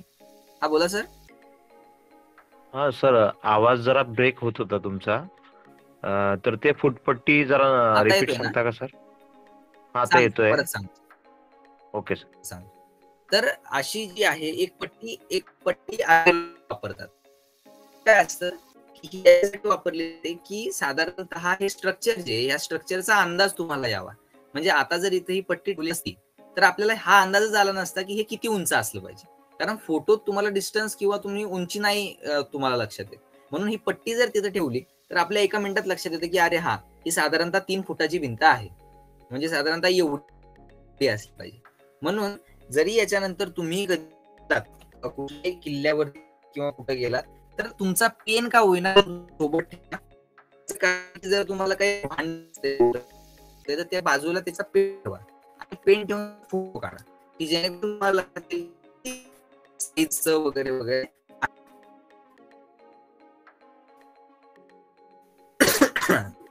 त्यानंतर आता हे जे तुम्हाला दिसतंय त्याचा प्लॅन तयार केलेला की बाबा ते घर कसं असू शकतं त्या काळात, आणि खाली जे तर ते घर त्या काळात पूर्ण कसं असावं याच रिकन्स्ट्रक्शन करण्याचा जो आहे तो एक प्रयत्न केलेला आहे. हे मी तुम्हाला यासाठी दाखवतोय की तुम्ही कुठल्याही गडकिल्ल्यावरती गेलात तर तिथे गेल्याच्या नंतर तुम्हाला हे लक्षात आलं पाहिजे. आवाज अजूनही ब्रेक होतोय का? हो, मध्ये मध्ये ब्रेक होतो. मी लेफ्ट. बरोबर येतोय दादा, बोला तुम्ही. ठीक आहे बरोबर आहे आता. रेंज बरोबर आहे. बरं, ठीक. हो, येतोय. ठीक. तर तुम्ही रिकन्स्ट्रक्टेड हाऊस तुम्ही बघा. हे मी यासाठी सांगतोय की तुम्ही कुठल्याही जर किल्ल्यावरती गेलात आणि तिथं जर तुम्हाला असं स्ट्रक्चर दिसलं तर तुम्ही तुमच्या पद्धतीने अभ्यास करून त्याचं रिकन्स्ट्रक्शन करण्याचा प्रयत्न करू शकता, की बाबा हे असं असू शकतं का, हे असं असलं पाहिजे या पद्धतीने. यातूनच हा अभ्यास वाढत जाणार आहे. कुणाची वाट पाहत बसण्यात आता काही एक अर्थ नाही, कारण की आपल्याला माहिती आहे की संशोधक लोक यावरती आताबद्दल बोलत होतो की मी तुम्हाला हे सांगत होतो की तुम्ही देखील ज्या किल्ल्यावरती गेला, जसं आता रायगडवरती गेला तुम्ही, रायगडवरती सध्याही उत्खनन म्हणा किंवा सायंटिफिक क्लिअरन्स चाललेलं आहे. तिथं तुम्ही तुमच्या पद्धतीने तुम्हाला कसं वाटतंय तुम्ही इमॅजिन करून हे करू शकता की तुम्ही एक त्याचं ड्रॉइंग करून की अरे हे असं असलं पाहिजे का, ते तसं असलं पाहिजे का. हा प्रयत्न आपण आपलाही करू शकतो. आपण स्वतंत्र आहोत, त्यामुळे हे प्रयत्न आपण नक्कीच केले पाहिजे, जेणेकरून हा जो मध्ययुगीन इतिहास आहे आणि मध्ययुगीन काळाच्या बद्दलचा जो पुरातत्व आहे हे पुढे येईल. आता यात काय ना, एक्सकेव्हेशन मध्ये जसं मी तुम्हाला सायंटिफिक क्लिअरन्स म्हटलं, तर आता हा जो रोडचा जो पोर्शन तुम्हाला दिसतोय तर ऍक्च्युली हा पूर्ण दबलेला होता उत्खननाच्या अगोदर. आणि ज्यावेळी आता हा दबलेला कसा होता की त्याच्या आजूबाजूला जे घरं होते रस्त्याच्या दोन्ही बाजूने, दोन्ही घरं पडले आणि पडल्याच्या नंतर तो रस्ता पूर्ण दाबला गेला आणि तिथं टेकड तयार झालं. म्हणजे बघा, टेकड हे कसं आहे मी तुम्हाला थोडक्यात सांगतो की जिथं मानवी वस्ती असते, जिथं ह्युमन हॅबिटेशन असतं, तिथं पांढरी माती असते, साधारणतः अशी भुरकट माती असते. तर आजही आपल्याकडे गावाकडे पांढरी हा शब्द वापरला जातो की पांढरीवर जा किंवा तिकडे पांढरी आहे. पांढरी म्हणजे काय, तर ते उंचवट्याचं ठिकाण असतं आणि ते जुनं गाव असतं. म्हणून तुम्ही कधीही लक्षात घ्या की तुम्ही कुठल्याही गावचे असाल आणि तिथं जर पांढरी असेल तिथं जाऊन बघा. बघून तुम्हाला नक्की तिथं काहीतरी खापराचे तुकडे म्हणा किंवा काहीतरी तुम्हाला तिथं मिळेल की जे तुम्हाला सांगेल की इथं याच्या अगोदर वस्ती होती. हा, आता ह्या जे रोड जे एक्सपोज झाले एक्सकेव्हेशन मधून, तर तिथं मी तुम्हाला आता जसं सांगितलं की त्या दोनही घरांच्या घर जे पडले होते तर त्या घर पडल्यामुळे तो जो रोड आहे तो दाबला गेला. आता ज्यावेळी ते सगळं काढलं गेलं बाहेर, तर तिथं काय काय सापडलं? तिथं तुम्हाला पॉटरी सापडली, म्हणजे तुम्हाला भांड्यांचे तुकडे सापडले, तिथं बांगड्यांचे तुकडे सापडले, तिथं तुम्हाला रूफ टाईल जे असतात त्याचे तुकडे सापडले, तिथं तुम्हाला खिळे सापडले आणि तिथं तुम्हाला भाल्याचे टोकं सापडले. आता भाल्याच्या टोकांबद्दल आपण पर्टिक्युलर बोलूया की भाल्याच्या टोकं तिथं 17 सापडले एकाच ठिकाणी. आता 17 भाल्याचे टोकं एकाच ठिकाणी सापडणे, आता याला तुम्ही काय म्हणाल? याला एक आर्किओलॉजी ऑफ प्लेस असं मी एक नाव दिलेलं आहे त्याला, की आता तिथंच ते का सापडले याचाही अभ्यास करणं महत्वाचं आहे. आता तिथं त्या संशोधकांनी तिथं 2-3 मतं मांडली. त्यातलं पहिलं मत हे होतं की ही जी जागा आहे ही एरो हेड्स बनवण्याची, म्हणजे त्या पद्धतीचे शस्त्र बनवण्याची ती जागा असली पाहिजे का? पण मग तसं जर आहे, जर ती शस्त्र बनवण्याची जागा आहे, तिथं बाकीही शस्त्र सापडले पाहिजे होते, पण तसं नाही झालं. तिथं फक्त आपल्याला एरो हेड्सच सापडले. दुसरं की एक मत असं आलं की कदाचित ही आर्मीची जागा असावी का, की जिथं आर्मी होती, पण मग आर्मी तर पूर्ण किल्ल्यात होती, मग आपल्याला इथंच का सापडली? आणखी तिसरं मत असं आलं की बाबा तिथे एखादं छोटं मोठं युद्ध झालेलं असू शकतं का, की जे फक्त सैनिकांमध्ये झालं आणि तिथं ते जे भाले होते ते तसेच पडले, हेही असू शकतं. तर ह्या शक्यता मांडायच्या असतात. ज्यावेळी तुम्ही कुठलीही गोष्ट आपण ठाम मताने नाही मांडू शकत किंवा तिचा आपल्याकडे पुरावा नसतो, त्यावेळी आपल्याला गोष्ट ह्या पद्धतीने मतं मांडायची असतात. वेगवेगळ्या पद्धती 4, 5, 10 जितके मतं पडतील येऊ द्यायचे असतात. त्याच्यावरती अभ्यास करून पुढची जी गोष्ट आहे ती मांडायची असते. तिथंच एक शिव मंदिरही सापडलं होतं. त्याचे अवशेष जे आहेत ते तुम्हाला या चित्रात दिसत आहेत आणि खाली चित्रही काढलेलं आहे की ते शिव मंदिराचे अवशेष कशा पद्धतीचे होते हे तुम्ही बारकाईने बघा. त्यानंतर जिनालय मी जे तुम्हाला म्हटलं, तर हे जिनालयाचे अवशेष आहेत.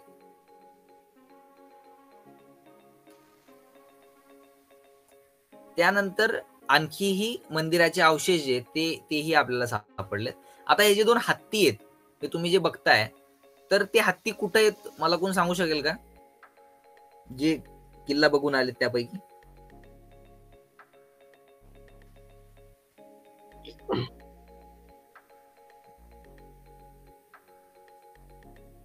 एनीवन?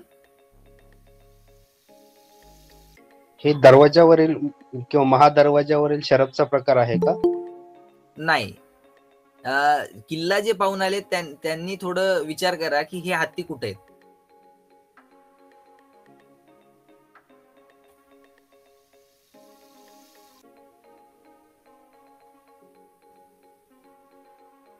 हे हत्ती जे आहेत, महाकोट जो आहे तुमचा, महाकोटामध्ये ज्यावेळी तुम्ही एंटर करता त्यावेळी डाव्या आणि उजव्या बाजूला खालच्या बाजूला त्या दरवाजाचे हे हत्ती लावलेले आहेत. जिथं आता भरपूर तोफा वगैरे ठेवल्या आहेत तिथं हे हत्ती लावले. त्या हत्तींबद्दल सांगण्याचं कारण हे की संशोधकांचं असं मत आहे की हे हत्ती इथले नसले पाहिजे आणि हे हत्ती कुठल्या तरी मंदिराचा भाग होते, पण ते इथं आले. मग ते कुठल्या काळात आले, कसे आले त्याबद्दल आपल्याला काहीच माहित नाही. आणि हेही संशोधकांचं मत आहे की हे इथले नसले पाहिजे, पण हेही पॉसिबल आहे की हे इथलेच असावे. आणि हे बाकीचे आणखी तुम्हाला मंदिराचे अवशेष तिथे दिसत आहेत. आणखी हेही मंदिराचे अवशेष आहेत.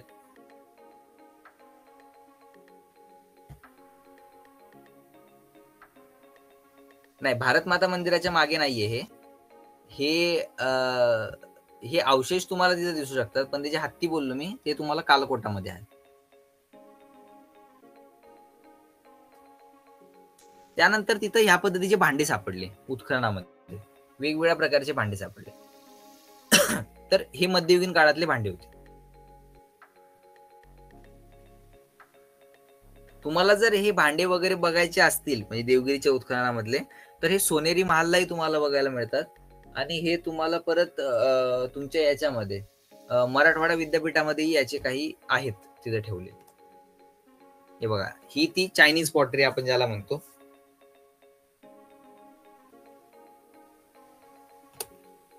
आता ह्यामध्ये जी आता हे सगळं सापडलं, उत्खनन झालं, सगळ्या गोष्टी सापडल्या.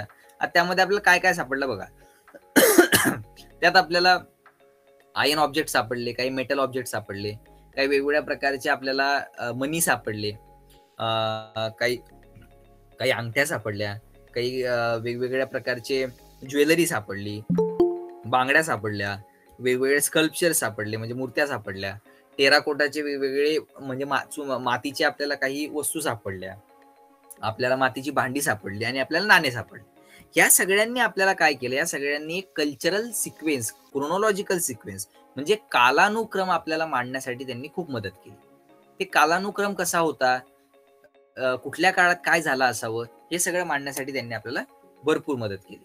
आता जे उत्खनन झालं त्यामध्ये एकूण 192 ऑब्जेक्ट्स जे आहेत ते आपल्याला मिळाले होते. ते कुठले त्याची लिस्ट या ठिकाणी मी दिलेली आहे. त्यामध्ये लॉक सापडले, चेन्स सापडले, त्यानंतर घोड्याच्या नाल सापडल्या, तुम्हाला डॅगर्स सापडले, तिथं तुम्हाला खुरपी सापडली, म्हणजे भरपूर गोष्टी त्या ठिकाणी अशा पद्धतीच्या सापडल्या होत्या की ज्या कॉमन लोकांच्या वापरात होत्या. इथं प्रश्न विचारला की what type of excavation was use to excavate the fort. You mean excavation method? Excavation method ही हॉरिझॉन्टलच वापरली होती, व्हर्टिकल नाही. Horizontal excavation.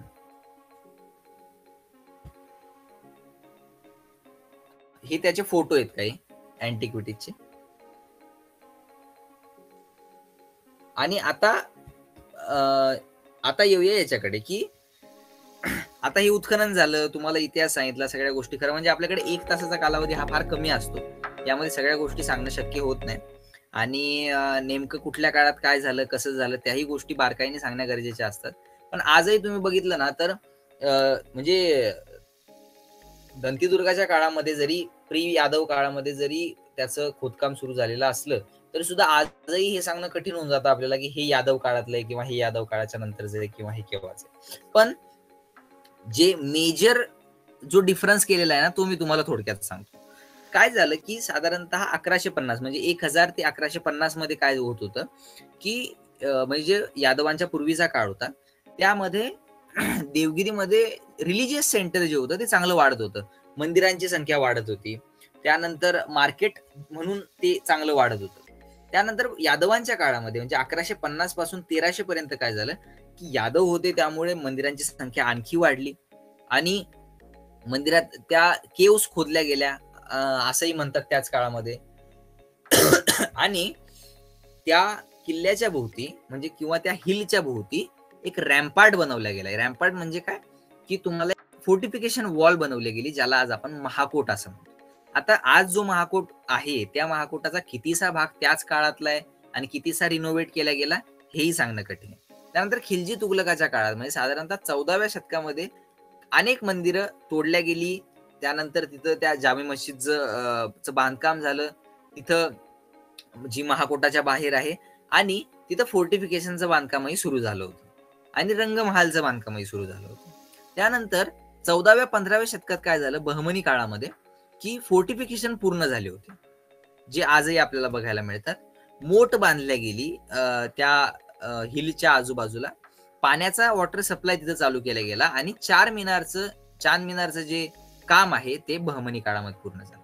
त्यानंतर 15व्या 17व्या शतकापर्यंत काय झालं, कालाकोट जो आहे तो कालाकोट बांधला गेला आणि त्याच्या मधले जे छोटे छोटे जे काही तिथं कन्स्ट्रक्शन आहेत तेही त्याच काळात केले गेले. डिफेन्स सिस्टीम स्ट्रॉंग केली गेली निजामशाही काळामध्ये, वॉटर सप्लाय स्ट्रॉंग केला गेला. त्यानंतर मुघल काळामध्ये काय झालं की महाकोटाचा जो पार्ट आहे, महाकोटामध्ये जे पॅलेसेस आहेत ते मुघल काळामध्ये बांधले गेले. बारादरी जी सगळ्यात वर आहे त्या बारादरीचं कामही मुघल काळामध्येच झालं, जे 17व्या 18व्या शतकात झालं. त्यानंतर 18व्या 19व्या शतकामध्ये काय झालं मराठा काळामध्ये की डिफेन्स म्हणून त्याचा वापर जास्त केला गेला आहे. मराठ्यांनी काय तो किल्ला असा फार वापरला अशातला भाग नाही, तिथं काही युद्ध झाले वगैरे वगैरे त्या गोष्टी आहेत. पण तिथं शिव मंदिर जे महाकोटामधलं ते त्या काळात बांधलं गेलं असावं. आणि 19व्या शतकापासून ते 1950 पर्यंत ती जामी मस्जिद जे आहे बाजूचं आणि मॅन्शन जे त्या गोष्टी तयार करण्यात आल्या. तर हे काही मेजर इव्हेंट्स आहेत की जे त्या देवगिरीच्या किल्ल्याने बघितले आणि ह्या उत्खननामधून आपल्याला ह्या सगळ्या गोष्टी सांगता आल्या की ह्या काळामध्ये ह्या गोष्टी पूर्ण झाल्या होत्या आणि ह्या पद्धतीने ते उत्खनन होऊन आपल्याला त्या उत्खननाने अशा पद्धतीने मदत केली. आता तुम्हाला जर काही या पूर्ण व्याख्यानासंदर्भात जर काही प्रश्न असतील तर तुम्ही मला विचारू शकता. सर, देवगिरी किल्ल्याचे उत्खनन करत असताना भविष्यामध्ये अजून कुठल्या गोष्टी आढळू शकतात असे तुम्हाला जाणवते? हा, आता त्यामध्ये भरपूरसा असा भाग अजूनही आहे देवगिरी किल्ल्यामधला की जो अजून उत्खनन करणं गरजेचं. त्याच्यात जर तुम्हाला पाहिलं तर त्यात अजूनही आपल्याला मंदिरांचे अवशेष, जिनालयाचे अवशेष हे खूप मोठ्या प्रमाणात सापडू शकतात. नंबर 3 की तिथं आपल्याला तोफगोळे असतील, तोफा असतील, त्याच्यानंतर युद्धाशी रिलेटेड ज्या ज्या गोष्टी होत्या त्या भरपूर सापडू शकतात. त्याच्यानंतर अजून घरांचे अवशेषही तिथं भरपूर सापडू शकतात. या सगळ्या गोष्टी तिथं सापडण्याची दाट शक्यता आहे. सर 26 नंबर पेज परत ओपन करून ठेवा ना. एक मिनिट. याच्या पाठीमागचं का? येस. हा, ओके.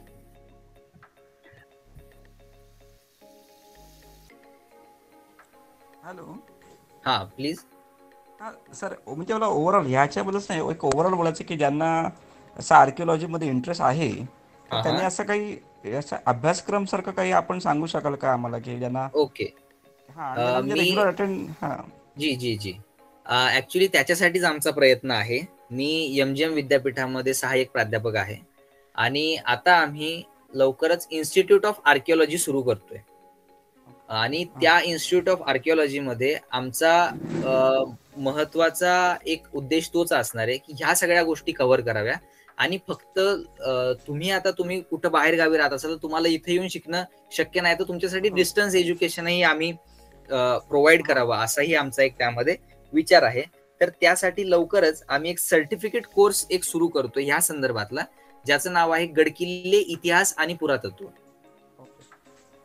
तर त्यामध्ये तुम्हाला महाराष्ट्रातले गडकिल्ले ह्या विषयातले जे टॉप तज्ञ आहेत ते सगळे जण येऊन त्यांच्या विषयाबद्दलची जी तुम्हाला स्पेसिफिक माहिती आहे आणि तुम्हाला जी एक्सपर्ट माहिती आहे ती तुम्हाला त्या ठिकाणी प्रोव्हाइड करते. दुसरं मला असं विचारायचं होतं की ते आर्किओलॉजीमध्ये आपलं जे पौराणिक आहे त्यामध्ये ते कव्हर होतं का? म्हणजे जे आपण युगाची जी कल्पना आहे आपल्याकडे, 4 युगांचा जो कालखंड आहे तर तो आर्किओलॉजीमध्ये अभ्यासला जातो का?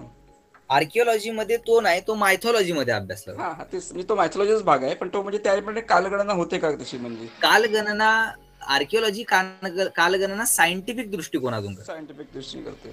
पूर्ण सायंटिफिक दृष्टिकोनच त्यासाठी वापरला जातो. त्याच्यात मायथॉलॉजी हा एक तुमच्या पौराणिक गोष्टीचा भाग म्हणून त्याला जे वेटेज आहे ते आहे, पण ते एका बाजूला झालं. तसं पौराणिक जे आहे ते प्रत्येक धर्मामध्ये त्यांच्या पद्धतीने त्यांनी मांडलेलं आहे, पण त्याला सायंटिफिक दृष्टिकोनातून आर्किओलॉजी मांडली. बरं, हे तुम्ही तर अभ्यासक्रम जे म्हटलं जातं सुरू करतं हे कधीपर्यंत आणि आम्हाला कसं कळेल ते? म्हणजे तुम्ही माझ्या फेसबुक वरती कंटिन्युअसली मी याबद्दलचे अपडेट्स पोस्ट करत असतो. म्हणजे ह्या शनिवारपासूनच ऍक्च्युली आमचा नानक शास्त्राबद्दलचा कोर्स सुरू होतोय आणि कदाचित पुढच्या 2 महिन्यामध्ये हा गडकिल्ले इतिहास आणि पुरातत्व हा कोर्सही सुरू होईल. तर त्याच्याबद्दलचे अपडेट्स आणि आमच्याकडे अगदी फार कमी आम्ही पैशामध्ये या सगळ्या गोष्टी प्रोव्हाइड करायचं आमचं हे असतं. गडकिल्ले इतिहास आणि पुरातत्व या विषयाची फीज जी आहे ती आम्ही फक्त 2,500 रुपये ठेवलेली आहे आणि तो कोर्स जवळजवळ 2.5 ते 3 महिने चालतो. दर शनिवार रविवार असतो आणि शनिवारी 1 तास, रविवारी 1 तास, जेणेकरून ज्यांना इच्छा आहे ते सगळेजण जॉईन करू शकतात. आणि दुसरी गोष्ट म्हणजे की पुढच्या वर्षापासून आमच्याकडे डिप्लोमाही सुरू होईल आर्किओलॉजीचा, की जेणेकरून तुम्ही तो डिप्लोमाही करू शकता. म्हणजे अनेकशे कोर्सेस येणार आहेत, तुम्ही ते फक्त अपडेट्स त्याचे घेत राहा. आणि आर्किओलॉजी आणि इंडिओलॉजी असं म्हणजे काही आपल्या इंडियाचा अभ्यास इंडिओलॉजीचं पण ऐकलंय कोर्सेस म्हणून मी. हो, इंडोलॉजी मध्ये काय असतं की इंडोलॉजी मध्ये तुम्हाला भारतीय विद्या ज्या आहेत, विद्याशाखा ज्या आहेत भारतीय, त्याच्यामध्ये तुम्हाला उत्खनन वगैरे नाही शिकवलं जात, पण त्यामध्ये तुम्हाला मूर्तीशास्त्र असेल किंवा मग नानकशास्त्र असेल, लिपीशास्त्र असेल, या गोष्टी त्यामध्ये कव्हर केल्या जातात. Hello. Yes. Hello. Yes sir. हा सर, तुम्ही अभ्यासक्रमाबद्दल बोलले तर त्यामुळे धन्यवाद. देवगिरीचे जे काही खंदक आहेत तर ते साधारणतः कुठल्या कालखंडातले असावेत? त्याच्यानंतर अलीकडे देवगिरीवर उत्खनन कधी झालं आणि सध्या आता कुठे महाराष्ट्रात कुठे उत्खनन सुरू आहे का? किंवा त्या संदर्भातली काही बेसिक पुस्तकं आहेत की त्यांची आम्हाला अभ्यासासाठी मदत होईल अशी कुठली पुस्तकं आहेत का? ओके. धन्यवाद. त्यात तर बघा तुमचा पहिला प्रश्न जो होता की ते त्याच्या भोवती खंदक कधी झालेले असावेत, तर त्याच्याबद्दल ना खूप वेगवेगळे मत आहेत की नेमके कधी झालेले असावेत, पण साधारणतः बहमनी काळामध्ये ते झाले असावेत असं एक अभ्यासकांचं मत पडतं की ते बहमनी काळामध्ये झाले असावेत. हा तुमचा पहिला प्रश्न होता. दुसरा प्रश्न तुमचा होता की देवगिरीत अलीकडचं उत्खनन कधी झालं, तर सर खरंच म्हणजे मला सांगायला हे वाटतं की देवगिरीत एकच वेळा उत्खनन झालं, 9 वर्षासाठी ते झालं, ते म्हणजे 1981 पासून 1989 पर्यंत, ज्याबद्दल आज आपण या व्याख्यानात बोललो. त्याच्यानंतर देवगिरीला उत्खनन झालेलं नाही. देवगिरीलाच काय, त्याच्यानंतर कुठल्याच दुर्गावर उत्खनन झालेलं नाही. फक्त आता रायगडवर जेवढं चालू आहे तेवढं, तेही महाराष्ट्र शासनाच्या हातात नाही, तेही भारत सरकार ASI करते. त्या लोकांना शिवाजी महाराजांप्रती किती आस्था आहे हा मोठा प्रश्न आहे. आणि दुसरं जे लेटेस्टचं राजगडच्या पायथ्याशी झालं तेवढंच, त्याच्या व्यतिरिक्त कुठेही उत्खनन झालेलं नाही. Hello yes madam. सर, मला एक क्वेश्चन विचारायचं. मी ऍज अ प्रोफेसर म्हणून तुम्हाला क्वेश्चन विचारते की आपण गड किल्ल्यांचा अभ्यास करतो, मुलांना त्याविषयी सांगतो, पण एक सामाजिक महत्व प्राप्त करून देण्यासाठी फक्त आपण गडांवर जातो, फिरतो, पण एक महत्व प्राप्त करून देण्यासाठी आणि आपले टुरिझम प्लेस तिथे ओपन होण्यासाठी आपण त्याच्यासाठी काही प्रयत्न करू शकतो का? प्रयत्न ऍक्च्युली त्याच्यासाठी केलेच पाहिजे, पण त्याच्या अगोदर जर सायंटिफिक दृष्टिकोन तिथं जाणाऱ्या लोकांमध्येच नाहीये तर तिथं कितीही काही करून त्याचा काही उपयोग होणार नाही. तुम्ही त्याला, महाराष्ट्रातले गडकिल्ले हे फक्त टुरिझम प्लेस नाहीये, हेही आपल्या लक्षात घेणं गरजेचं आहे. महाराष्ट्र हा राजस्थान नाही. राजस्थानकडे तुम्ही गेलात तर राजस्थानमध्ये मी स्वतः बघितलं की त्या मेहरणगडमध्ये त्यांनी लिफ्ट केलेली आहे. हे आपण महाराष्ट्रात करू शकतो का? तर ते नाही करू शकत. आधी आपल्याला त्या गडकिल्ल्यांचं महत्व समजून घेणं गरजेचं आहे. ते तेवढे महत्वाचे काय आहेत हे समजून घेणं गरजेचं आहे. आपल्याला तो सायंटिफिक वैज्ञानिक दृष्टिकोन, पण त्यासोबतच त्याचा सगळ्या पद्धतीने ऐतिहासिक दृष्टिकोन समजून घेणं गरजेचं आहे. त्यानंतर आपण हे प्रयत्न केले तर त्याचा काहीतरी उपयोग होईल असं मला वाटतं. आणि यासाठी ऑब्व्हियसली सरकार आणि यांनी सुद्धा त्यामध्ये तेवढंच हातभार लावणं महत्वाचं आहे.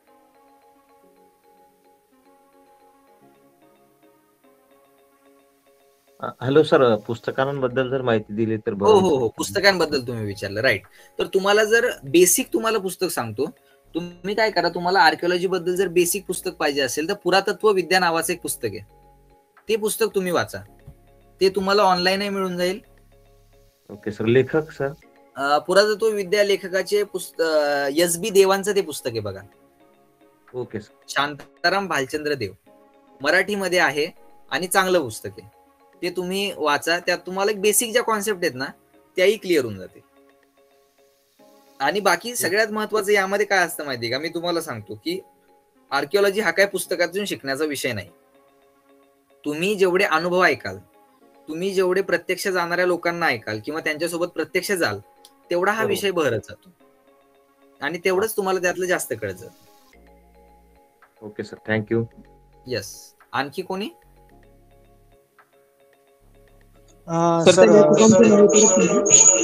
Yes, one by one. Devagiri किल्ल्याच्या जवळ म्हणजे तटबंदीच्या जवळच एक भानशीमाता गड म्हणून आहे. हो हो हो, बघितला असेल तू? हो हो, गेलेलो मी. तर हो, त्या गडावर पण जवळपास 10 ते 12 गुफा आहेत. त्यातले मी 8 गुफा बघितलेल्या आहेत. आणि जे देवीचं जे मंदिर आहे अंडरग्राऊंड, तेही खूप म्हणजे मोठ्या प्रमाणात असं खाली खोदून असं बनवण्यात आलेलं आहे. त्यातही खूप देवाच्या मूर्त्या वगैरे आहेत. त्या किल्ल्यावर म्हणजे त्या गडावर तर कधी उत्खनन होईल याची अपेक्षा तर नाही ठेवू शकत. मग परंतु त्या किल्ल्याविषयी काही म्हणजे माहिती आहे का आपल्याकडे? माझ्या ऐकून माहितीनुसार की म्हणजे एक जेव्हा अल्लाउद्दीन खिल्जी भारतात आला होता तर देवगिरी समजून त्या किल्ल्यावर आक्रमण झालं होतं, कारण की त्याची आणि याची थोडीफार प्रतिकृती म्हणजे सेम आहे रचना त्या किल्ल्याची. अच्छा. नाही, माझ्या याबद्दल तुम्ही आता जो उल्लेख केला तो माझ्या वाचनात नाही कधी. मी कुठल्या माहिती होती म्हणून सांगितली, मला अजून पूर्ण माहिती नाही. हा, असू शकतं, पण बरं झालं तुम्ही सांगितलं, म्हणजे निदान आपल्याला शोधता तरी येईल ना की ते तसं आहे का नाहीये. असं म्हणजे हे साधर्म्य आहे ना, जनरली तुम्हाला सांगू का, हे कुठं होतं. आता बघा, किल्ल्यांमध्ये फरक आहे. देवगिरी तुम्ही म्हटला, एक बाजूला देवगिरी घ्या, दुसऱ्या बाजूला रायगड घ्या. जर समजा आपण हे म्हणू की रायगडला जाता जाता एखाद्याने पोटल्याच्या डोंगरावरती जर त्याला रायगड समजला आणि त्याच्यावरच हल्ला केला, तर हे आपण समजू शकतो, कारण तिथली जर तुम्ही नैसर्गिक परिस्थिती पाहिली ना तर तिथं माणूस गेल्यावर सुद्धा कळत नाही की हा रायगड आहे. पण ही परिस्थिती देवगिरी बद्दल नाहीये. देवगिरी हा फार सपाट प्रदेशावरचा एकमेव डोंगर दिसतो त्या भागातला. आणि ज्यावेळी अल्लाउद्दीन खिलजी येतोय किंवा तुगलक येतोय तर त्यावेळी हे ऑब्व्हियस आहे की त्याच्या अगोदर यादव तिथे राहून गेलेले आहेत. खिलजी आक्रमण करतोय तर त्याला माहिती आहे की ती किती मोठी सेटलमेंट आहे, तिथं किती लोक राहतात. तर त्यामुळे त्याला हे ऑब्व्हियसली हे कळलंच असणार आहे की हा तर भांगसी माता गडाजवळ तिथं कोणीच राहत नसणार आहे त्या काळी, कारण तिथं तसं काहीच दिसत नाही आज सुद्धा. तर त्यामुळे आता ही जी आयक्यू माहिती तुमची हे असू शकतं, पण त्याला जर तुम्ही टेक्निकली थोडं गेलात तर त्यावेळी आपल्याला कळतं की नाही ही यात काही सत्यता असेल असं काही वाटत नाही. अजून कोणाला काय प्रश्न? Hello sir. Yes sir. असं आता ह्याच्याविषयी ह्यासारखं तुम्ही अजंठा वेरूळ किंवा जे कैलास मंदिर आहे ह्याच्यावर सुद्धा एखादा वेबिनार वगैरे घेतलात ना, आम्हाला आवडेल ते बघायला. हो म्हणजे घेऊया. ऍक्च्युली तुम्हाला सांगायचं तर वेरूळ जर तुम्हाला बघायचंय तर मी 3 दिवस तुम्हाला फक्त वेरूळ दाखवू शकतो, की फक्त 3 दिवस, पूर्ण 3 दिवस सकाळ ते संध्याकाळ एवढं ते वेरूळ आहे. काय बोलणार त्याच्याबद्दल? आणि तुम्हाला कैलास लेणं एकटा बघायचं तुम्हाला पूर्ण 1 दिवस पाहिजे, कारण ते अखंड एवढं ते आहे. कारण त्याचं कारण हे आहे की प्रत्येक मूर्ती जी त्या प्रत्येक मूर्तीचं वेगळं वैशिष्ट्य आहे, वेगळं इंटरप्रिटेशन आहे, वेगळं महत्व आहे, त्याची बांधकाम शैली वेगळी, त्याचा इतिहास वेगळा, म्हणजे त्यात खूप सगळ्या गोष्टी आहेत की ज्या समजून घेणं महत्वाचं आहे. आम्ही येत्या काळामध्ये एमजीएम कडून म्हणजे एमजीएम विद्यापीठाकडून आम्ही अनेक पद्धतीचे कोर्सेस आणि अनेक पद्धतीच्या ऍक्टिव्हिटीज सुरू करणार आहोत. तर त्याच्याकडे फक्त तुम्ही थोडं तुमचं लक्ष ठेवा. म्हणजे तुम्हाला इन केस तुम्हाला जॉईनही व्हायचंय तर यू आर ऑलवेज वेलकम, तुम्ही कधी जॉईन करू शकता आम्हाला. फक्त त्याला आता एक 2-4 महिन्याचा कालावधी जाईल, त्यानंतर या गोष्टी कंटिन्युअसली सुरू होतील. थँक्यू. जी जी सचिन जी तुम्ही. सर गड संवर्धन म्हटलं तर हा खूप मोठा गहन विषय होतो. त्याचा जर अभ्यास करायचा झाला तर बेसिकली कुठून सुरुवात करावी त्याबद्दल काही मार्गदर्शन करू शकाल का थोडस? गड संवर्धनाचा अभ्यास आहे बस. गड हा जर तुम्ही बघितला तर गड संवर्धनाच्या अगोदर तुम्हाला पुरातत्व समजून घेतलं पाहिजे आणि पुरातत्वाच्या आधी तुम्हाला इतिहास समजून घेतला पाहिजे. तुम्ही इतिहास समजून घ्या, त्यानंतर पुरातत्व समजून घ्या. या गोष्टी जर तुमच्या लक्षात आल्या ना तर पहिलं तुम्हाला हे कळतं की गडासोबत काय करावं आणि काय करू नये. ही फार बेसिक गोष्ट आहे. म्हणजे काय कुठल्या संस्थेला हे नाही, पण तुम्ही त्या गडासोबत छेडखान करू नका. त्या गडाचा जो अस्सल दगड आहे त्या दगडाला धक्का लावू नका, हे इतिहास आणि पुरातत्व सांगतं. त्याचं कारण काय की तुम्ही तुमच्या पद्धतीने तुमचं डोकं लावता की बाबा मी असं केलं तर सुंदर दिसेल. अरे पण त्या गडासाठी ते योग्य नाही आहे ना. आपल्याला लाख वाटतं की याच्यावरती हे व्हावं, त्याच्यावरती ते व्हावं, पण ऐतिहासिक दृष्ट्या ते योग्य आहे का? म्हणून गड संवर्धन करताना सगळ्यात अगोदर तर मी म्हणतो की सगळ्यात अगोदर इतिहास अभ्यासावा. दुसरं पुरातत्व म्हणजे काय आणि पुरातत्व का महत्वाचं आहे. म्हणजे तुम्हाला लिटरली सांगतो, आम्ही ज्यावेळी उत्खननाला जातो त्यावेळी आम्ही असं इंच खाली जातो. आम्ही इतक्या केअरफुल पद्धतीने जमीन खोदतो. असं आम्ही का करतो? आम्ही म्हणजे फावडं कुदळ घेऊन करू शकतो ना, पण तसं नाही होत. मग आपण गडकिल्ल्यांसोबत काय एवढ्या पद्धतीने छेडखानी करतो? एक गोष्ट लक्षात घ्या, इतिहास म्हणजे आता विषय निघालाय म्हणून सांगतो की अनेक लोक जातात आणि किल्ल्यांवरच्या ज्या हे असतात पाण्याचे टाके असतात, पाण्याचे टाके उपसतात. त्यांना असं वाटत असेल की आपण काहीतरी चांगलं करतोय किंवा टाके साफ करतोय वगैरे वगैरे, पण तुमच्या हे लक्षात येतंय का की ते टाके साफ करत असताना त्याच्यामधून कितीतरी ऐतिहासिक पुरावे नष्ट होत आहेत म्हणून. त्याचं मी तुम्हाला सांगतो उदाहरण. टाक्यामध्ये आता त्या गडाच्या वर राहणारे लोक, असं समजा 500 वर्षापासून तिथं लोक राहतात. 500 वर्षापासून लोक तिथं काही ना काही पद्धतीने त्यांचे जे अवशेष आहेत त्यांचे अवशेष त्या टाक्यामध्ये पडतायत. ते टाकं ज्यावेळी वाळतं त्यावेळी खरी वेळ असते की त्याच्या अभ्यासाची. ते टाकं वाळल्याच्या नंतर जो थर तयार होतो तिथं, त्या थराचा जर तुम्ही प्रॉपर अभ्यास केला ना तर तुम्हाला करेक्ट सांगता येऊ शकतं की हे टाकं किती जुनं आहे, हे टाकं कोणकोणत्या काळात होतं आणि कोणकोणत्या काळामध्ये ह्या टाक्यात काय काय झालेलं आहे. पण आपण काय करतो, आपण सरळ ते पूर्ण टाकं उपसून बाजूला फेकतो आणि आपल्याला असं वाटतं की आपण खूप चांगलं काहीतरी काम केलं, आपण टाकं साफ केलं, पण तुम्ही ऐतिहासिक पुरावे नष्ट करत असता. या छोट्या छोट्या गोष्टी आहेत की ज्या आपण समजून घेणं गरजेचं आहे. खरं म्हणजे महाराष्ट्रातल्या ज्या गड संवर्धन किंवा ह्या संस्था आहेत त्यातल्या किती संस्था हे ऐकण्याच्या मनस्थितीत याबद्दलही मला प्रश्न वाटतो. की ते ऐकण्याच्या मनस्थितीत नाहीत, म्हणून त्यांना किती सांगावं हाही आमच्या सारख्यांना प्रश्न पडतो. पण इंडिव्हिज्युअली तुम्ही विचारले, त्यामुळे मला तरी हे वाटतं की तुम्ही ह्या जरा नॉर्म्स जे आहेत हे थोडे फॉलो करावे आणि त्यानंतर त्याकडे वळावं. नक्कीच. अजून कुणाला काय प्रश्न?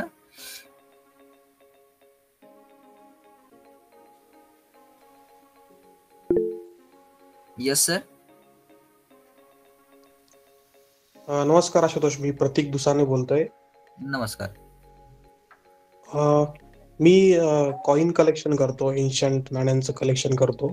तर मला असं विचारायचं की आपल्याला जर नाणे शोधण्यासाठी, तुम्ही जसं आता उत्खनाचा इथे विषय काढला, तर अशा कुठल्या जागा आहेत का जिथे आपण नाण्यांसाठी उत्खनन करू शकतो किंवा स्वतः जाऊन तिथे ती नाणे सापडू शकतात आपल्याला, अशा काही पॉसिबिलिटीज आहेत का? ऍक्च्युली विषय असा आहे की पुरातत्व खात्याचे जे नियम आहेत त्यानुसार जर तुम्ही बघितलं तर तुम्हाला वैयक्तिक स्वरूपावर कुठल्याही ठिकाणी उत्खनन करता येत नाही. अगदी ती जागा तुमच्या मालकी हक्काची असेल तरी सुद्धा जर काही त्याचा एक नॉर्म त्यांनी दिलेला आहे की तेवढ्या फुटाच्या खाली जर वस्तू असेल तरी सुद्धा ती वस्तू तुम्हाला तुमच्या मालकी हक्काची करता येत नाही. ती वस्तू तुम्हाला पुरातत्व खात्याकडे जमा करावी लागते. त्यामुळे अशा कुठल्याही जागा जरी असतील तरी सुद्धा आपण स्वतः जाऊन ते नाही करू शकत, कारण की पुरातत्व खातं त्याची परवानगी आपल्याला देत नाही.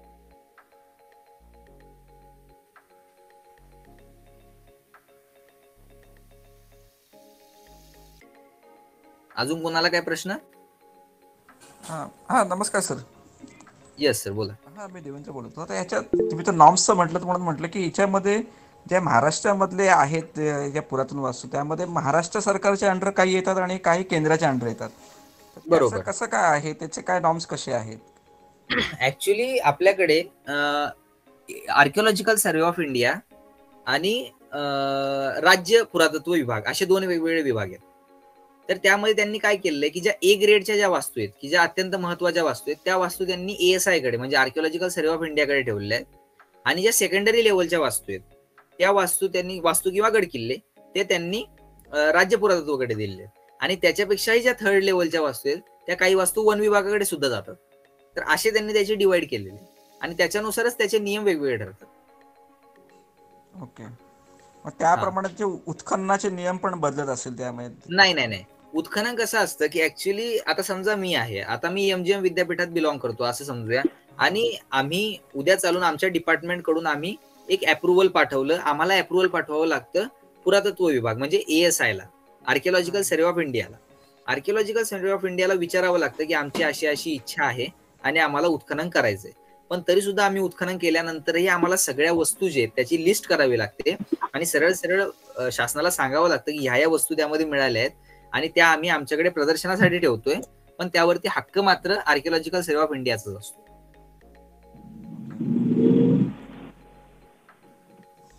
Thank you sir. येस. अजून कोणाला काय प्रश्न? नमस्कार सर. हॅलो, आवाज येतोय का? हा बोला. येतोय. मगाशी सांगितल्याप्रमाणे सर तुमचा आवाज नाही येते.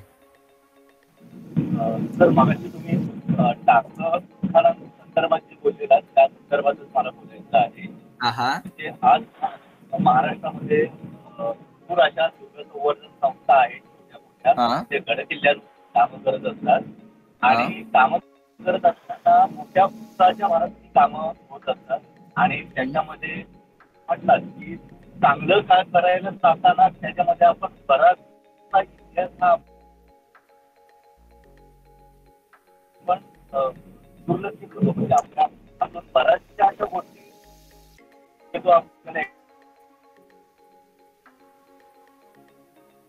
ते कशा प्रकारे आहे त्याचा ड्राईव्ह ह्या सगळ्या ज्या गोष्टी आहेत त्या काही संस्थांना माहीत नसतात. तर अशा संदर्भात योग्य जो मार्गदर्शन किंवा मध्ये एक कार्यशाळा झालेली, तर अशा काही कार्यशाळा वगैरे आपण जेणेकरून त्या दुर्गसंवर्धन करणाऱ्या संस्था आहेत त्यांना मार्गदर्शन आपण करू शकतो. ऍक्च्युली सर म्हणजे तुम्ही जे म्हणताय ही अगदी चांगली कल्पना आहे आणि याच्यासाठी आम्ही नेहमीच तयार आहे. म्हणजे तुम्ही जर आम्हाला म्हटलं की आमची अशी दुर्ग संवर्धन संस्था आहे आणि तुम्ही 2 दिवस या, तर आम्ही आनंदाने येऊ, त्यामध्ये काहीच अडचण नाही. पण विषय असा आहे की आज किती दुर्ग संवर्धन संस्था त्या ऐकून घ्यायला तयार आहेत, हाही एक मोठा प्रश्न आहे. आणि जर असतील आणि जर तुमच्यापैकी कुणीही पुढाकार घेत असेल, तुम्ही कुठल्याही संस्थेचे असाल, तुम्ही नक्की पुढाकार घ्या, मला कॉल करा, मी तुम्हाला 24/7 कधीही अवेलेबल असेल. आपण चांगल्या पद्धतीने कार्यशाळा आयोजित करू शकतो. मी सदैव सोबत आहे, त्यामध्ये काहीच हरकत नाही. Hello hello. येस.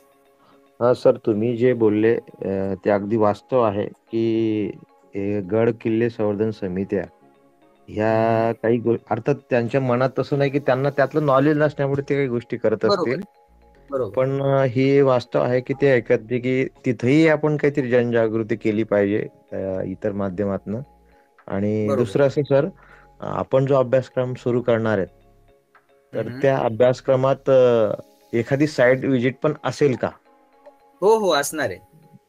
कारण की माझं तर मुळातच असं म्हणणं आहे की पुरातत्वाचा अभ्यास हा काही वर्गात बसून करण्याचा अभ्यास नसतो. आणि मी जोही अभ्यासक्रम यापुढे सुरू करणार आहे तर तो त्यातला 60% सिलेबस हा ऑन साईट असेल, प्रत्यक्ष स्थळावर जाऊन असेल, आणि 40% फक्त वर्गात असेल. Okay sir. तर त्यामुळे त्या गोष्टी त्यात असतीलच. आणि तुमच्यापैकी जर तुम्ही कुठल्या गड संवर्धन समितीला बिलॉंग करत असाल किंवा तुमच्या ओळखीचे कुणी असतील तर मी तुम्हाला हक्काने सांगतो की तुम्ही त्यांना सांगा, तुम्ही संस्थेचे असाल, तुम्ही इनिशिएटिव्ह घ्या, आपण चांगल्या पद्धतीने प्लॅन करू. कारण की ह्या गोष्टी करणं सध्याच्या काळामध्ये फार जास्त महत्वाच्या आहेत. दिवसेंदिवस संस्थांची संख्या वाढत चाललेली आहे आणि इंथुझियास्ट लोकांची संख्या वाढत चाललेली आहे. यामधून उद्या चालून जर आपण काही आपला ऐतिहासिक ठेवा नष्ट करून बसलो तर याला पुन्हा आपणच जबाबदार असणार की आपण योग्य वेळेवर काही गोष्टी केल्या नाही. तर त्यामुळे आता गड व्हेंचरही आहे.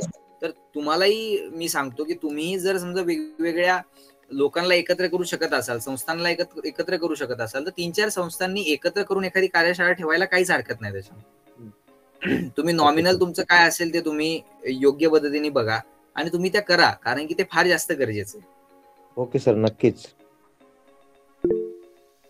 येस सर, मी काय म्हणतो, आम्ही मुंबईवरून आहोत, म्हणजे मी भिवंडीला राहतो आणि राजा शिवछत्रपती परिवार म्हणून या संस्थेत मी कार्यरत आहे. ओके. तर आपण आता तिथे आपण कुठून आहात ते सांगाल का? मी संभाजीनगर. अच्छा, तर सर आम्हाला इथे मुंबईमधून कोण आपल्यासारखे मार्गदर्शन करणारे भेटतील तर आम्ही नक्कीच त्यांना बोलावून आम्ही मार्गदर्शन घेण्याचा प्रयत्न करू दादा.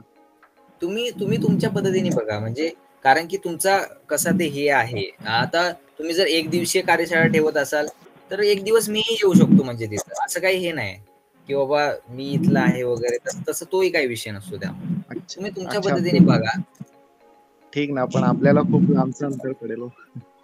हा, ते ऍक्च्युली मी एका ठिकाणी नसतोच. मी पुरातत्वातला माणूस आहे, त्यामुळे एक ठिकाणी राहून तसंही काही होत नाही. ठीक ना, ठीक दादा, चालेल. मग आम्ही चर्चा करून ठरवू आणि माझा उद्देश यामागचा एवढाच आहे की ह्या ज्या गोष्टी होतात, राजा शिवछत्रपती परिवार मला चांगल्या पद्धतीने माहिती आहे आणि त्यामुळे तुमचा खूप मोठा ग्रुप येतो. त्यामुळे आता तुमच्यासारख्या संस्थेने एकाने इनिशिएटिव्ह घेतात, तुमचं बघून दुसरा कोणीतरी इनिशिएटिव्ह घेईल आणि ह्या गोष्टी वाढत गेल्या तर उलट चांगल्याच गोष्टी आहेत त्या. खूप म्हणजे आम्हाला तर ना सर मार्गदर्शनाची खूप गरज आहे. कारण की तुम्ही जाता कंटिन्युअसली. हो, कंटिन्यू आपली महिन्यातून कमीत कमी 1 ते 2 मोहीम असतातच सर. हो, तेच ना. मार्गदर्शन भेटणं खूप गरजेचं आहे असं. कारण काय, तुमच्याकडे नवीन नवीन लोक जुडत जातात, तर त्यांनाही त्या गोष्टी माहित असणं गरजेचं आहे. कुठलं झाड उपटावं, कुठलं झाड उपटू नये, काय म्हणजे छोट्या छोट्या गोष्टी आहेत. पण त्यामुळे काय ना, आपला खूप मोठा ऐतिहासिक आणि एन्व्हायरमेंटल ठेवा सुद्धा खूप जातोय त्यामध्ये, आपल्या लक्षात येत नाही. अगदी बरोबर सर. चालेल, ठीक, आठवण करीन तुम्हाला नक्कीच. जी नक्की. ओके. सर, आपल्या पुरातत्व खात्याचा व्हॉट्सअपचा ग्रुप आहे का, ज्यावरती आपल्याला हे संभाषण करण्यासाठी योग्य राहील? काय म्हटलं, परत एकदा विचारा. आपल्या पुरातत्व खात्याचा कोणता व्हॉट्सअपचा ग्रुप आहे का, ज्यावरती आपल्याला हे संभाषण योग्य राहील, म्हणजे आपल्याला कंटिन्यू आपण त्यांच्या टच मध्ये राहू? नाही, पुरातत्व खातं तुम्हाला ऍक्सेसच देत नाही त्यांच्यापर्यंत पोहोचण्याचा. म्हणजे तुम्ही काही माहिती जरी विचारली ना तरी ती माहिती तुमच्यापर्यंत पोहोचायला वर्ष जाईल. ते काय, ते शेवटी गव्हर्नमेंट आहे. ओके. ते तुमच्यापर्यंत नाही पोहोचणार. नमस्कार सर. नमस्कार. सर मी राजेश मध्ये आपलं संभाजीनगर जालन्यामध्ये काम करतो. हा हा. तर आपण वेताळवाडीवर आपण कंटिन्यू महिन्यामध्ये मोहीम ठेवत असतो. ओके. तर आता पुढच्या महिन्यामध्ये ज्यावेळेस मोहीम असेल त्यावेळेस मी तुम्हाला संपर्क करून आपण एक कार्यशाळा तिथे पण ठेवू शकतो जी जी. तुम्ही फक्त मला एक 15-20 दिवस अगोदर, महिनाभर अगोदर कळवा. आपण काय चालतंय. करता येते बघूया. आमची तारीख वगैरे हे झाले की आम्ही तुम्हाला कळवतो. नक्की नक्की. त्यामध्ये आपण तुमचा सहभाग जर तुमचं मार्गदर्शन भेटलं तर आपण चांगलं शिवकार्य करू शकतो. नक्की नक्की, काहीच हरकत नाही. येस. आणि चॅट बॉक्स मध्ये मी माझा नंबरही दिलाय, तुम्हाला वाटलं तर तो नंबर घ्या, काय हरकत नाही. एक प्रश्न आहे की दिसत असलेल्या स्लाइड मध्ये हत्यारांविषयी काय माहिती. हे बघा, हे जे हत्यार आहेत ना, हे सगळे हत्यार देवगिरीच्या उत्खननात सापडलेत. यामध्ये जे खालचं दिसते हे लॉक आहे, कुलूप आहे. हे त्या काळातले ही वरचे भाल्याचे टोक आहेत. ही जे आहे हे खंजीर सारखं आहे आणि हे तुमचे कुऱ्हाड आणि हे आहे, आपण त्याला काय म्हणतो, विळी आहे किंवा खुरपा आपण ज्याला म्हणतो, तर ते आहे. त्याला मला वाटतं बऱ्यापैकी लोकांचे सगळ्यांचे प्रश्न सॉल्व्ह झाले असतील. बाकी काय प्रश्न असतील आपण बोलत राहू. अशा वेगवेगळ्या पद्धतीच्या. हॅलो सर, एक प्रश्न विचारू का? जी जी जी, बोला. आपलं म्हणजे मुंबईच्या लोकांना फारसं म्हणजे बाहेर जाणं होत नाही आर्किओलॉजिकल, तर मुंबईमध्ये पण काही लेणी आहेत, काही किल्ले आहेत. हो, त्याविषयी त्याविषयी मुंबईमधलं तुम्ही गारापुरी वगैरे तो जो एरिया जो आहे, तर तोही एरिया तुम्ही करू शकता, म्हणजे फिरू शकता. महाकाली गुंफा आहे, जोगेश्वरी गुंफा आहे. Right right right right. Jogeshwari हो. नालासोपारा पण आहे. नालासोपारा, मागाठाणे पण आहे त्यामध्ये. लेण्याही भरपूर आहेत त्या भागामध्ये. त्याविषयी पण म्हणजे असं काही अभ्यासक्रम असेल ना, त्याविषयी तसा ऍक्च्युली तसा अभ्यासक्रम एक साईट वाईज अभ्यासक्रम नाही होत. पण तुम्हाला मग ते कसं असतं, काही याच्यामध्ये थोडंफार येतं, काही याच्यात थोडंफार येतं, असं. कारण मग ते मुंबई थोडं कोकणशी रिलेटेड, मुंबई आणि कोकण असं ते एक हे होतं. हो. पण ते काय होतं ना सर, की अभ्यासक्रम सुरू करायचा म्हणजे तेवढे कॅन्डिडेट्स पाहिजे. हो. कारण की आता मी विद्यापीठात आहे, विद्यापीठातून तुम्ही ज्यावेळी एखादा अभ्यासक्रम सुरू करता त्यावेळी एक लेंदी प्रोसेस असते. एखाद्या संस्थेकडून एखादा कार्यक्रम होतो तर तो एक वेगळा असतो, कारण तुम्हाला विद्यापीठाचं सर्टिफिकेट मिळतं ना. बरं, या विद्यापीठाविषयी काय सांगू शकाल सर? कारण की आम्ही हे थोडं नवीन ऐकलोय. एमजीएम विद्यापीठ हे छत्रपती संभाजीनगर मध्ये स्थित विद्यापीठ आहे. आमच्या हे पूर्ण ऑटोनॉमस आणि फुल्ली सेल्फ फायनान्स्ड युनिव्हर्सिटी आहे ही. एमजीएम म्हणजे महात्मा गांधी मिशन. आणि जवळजवळ 42 वर्ष ह्या ट्रस्टला झालेले आहेत आणि 4 वर्ष झालं हे विद्यापीठ झालेलं आहे. आणि ह्या विद्यापीठामध्ये जवळजवळ त्याचा कॅम्पस तुम्ही बघाल तर 80 एकराचा कॅम्पस आहे. आणि त्यामध्ये आता नव्याने आपण इन्स्टिट्यूट ऑफ आर्किओलॉजी म्हणून तिथं सुरू करतोय. म्हणजे अजून आता त्याची डेव्हलपमेंटलच प्रोसेस आहे आणि आता हळूहळू ती पूर्ण होईल. Okay, thank you sir. Yes, thank you so much. चला, आनंद वाटला तुमच्या सगळ्याशी चर्चा करून आणि पुन्हा कधीतरी कुठल्या तरी याच्यावरती भेटूयात. खूप खूप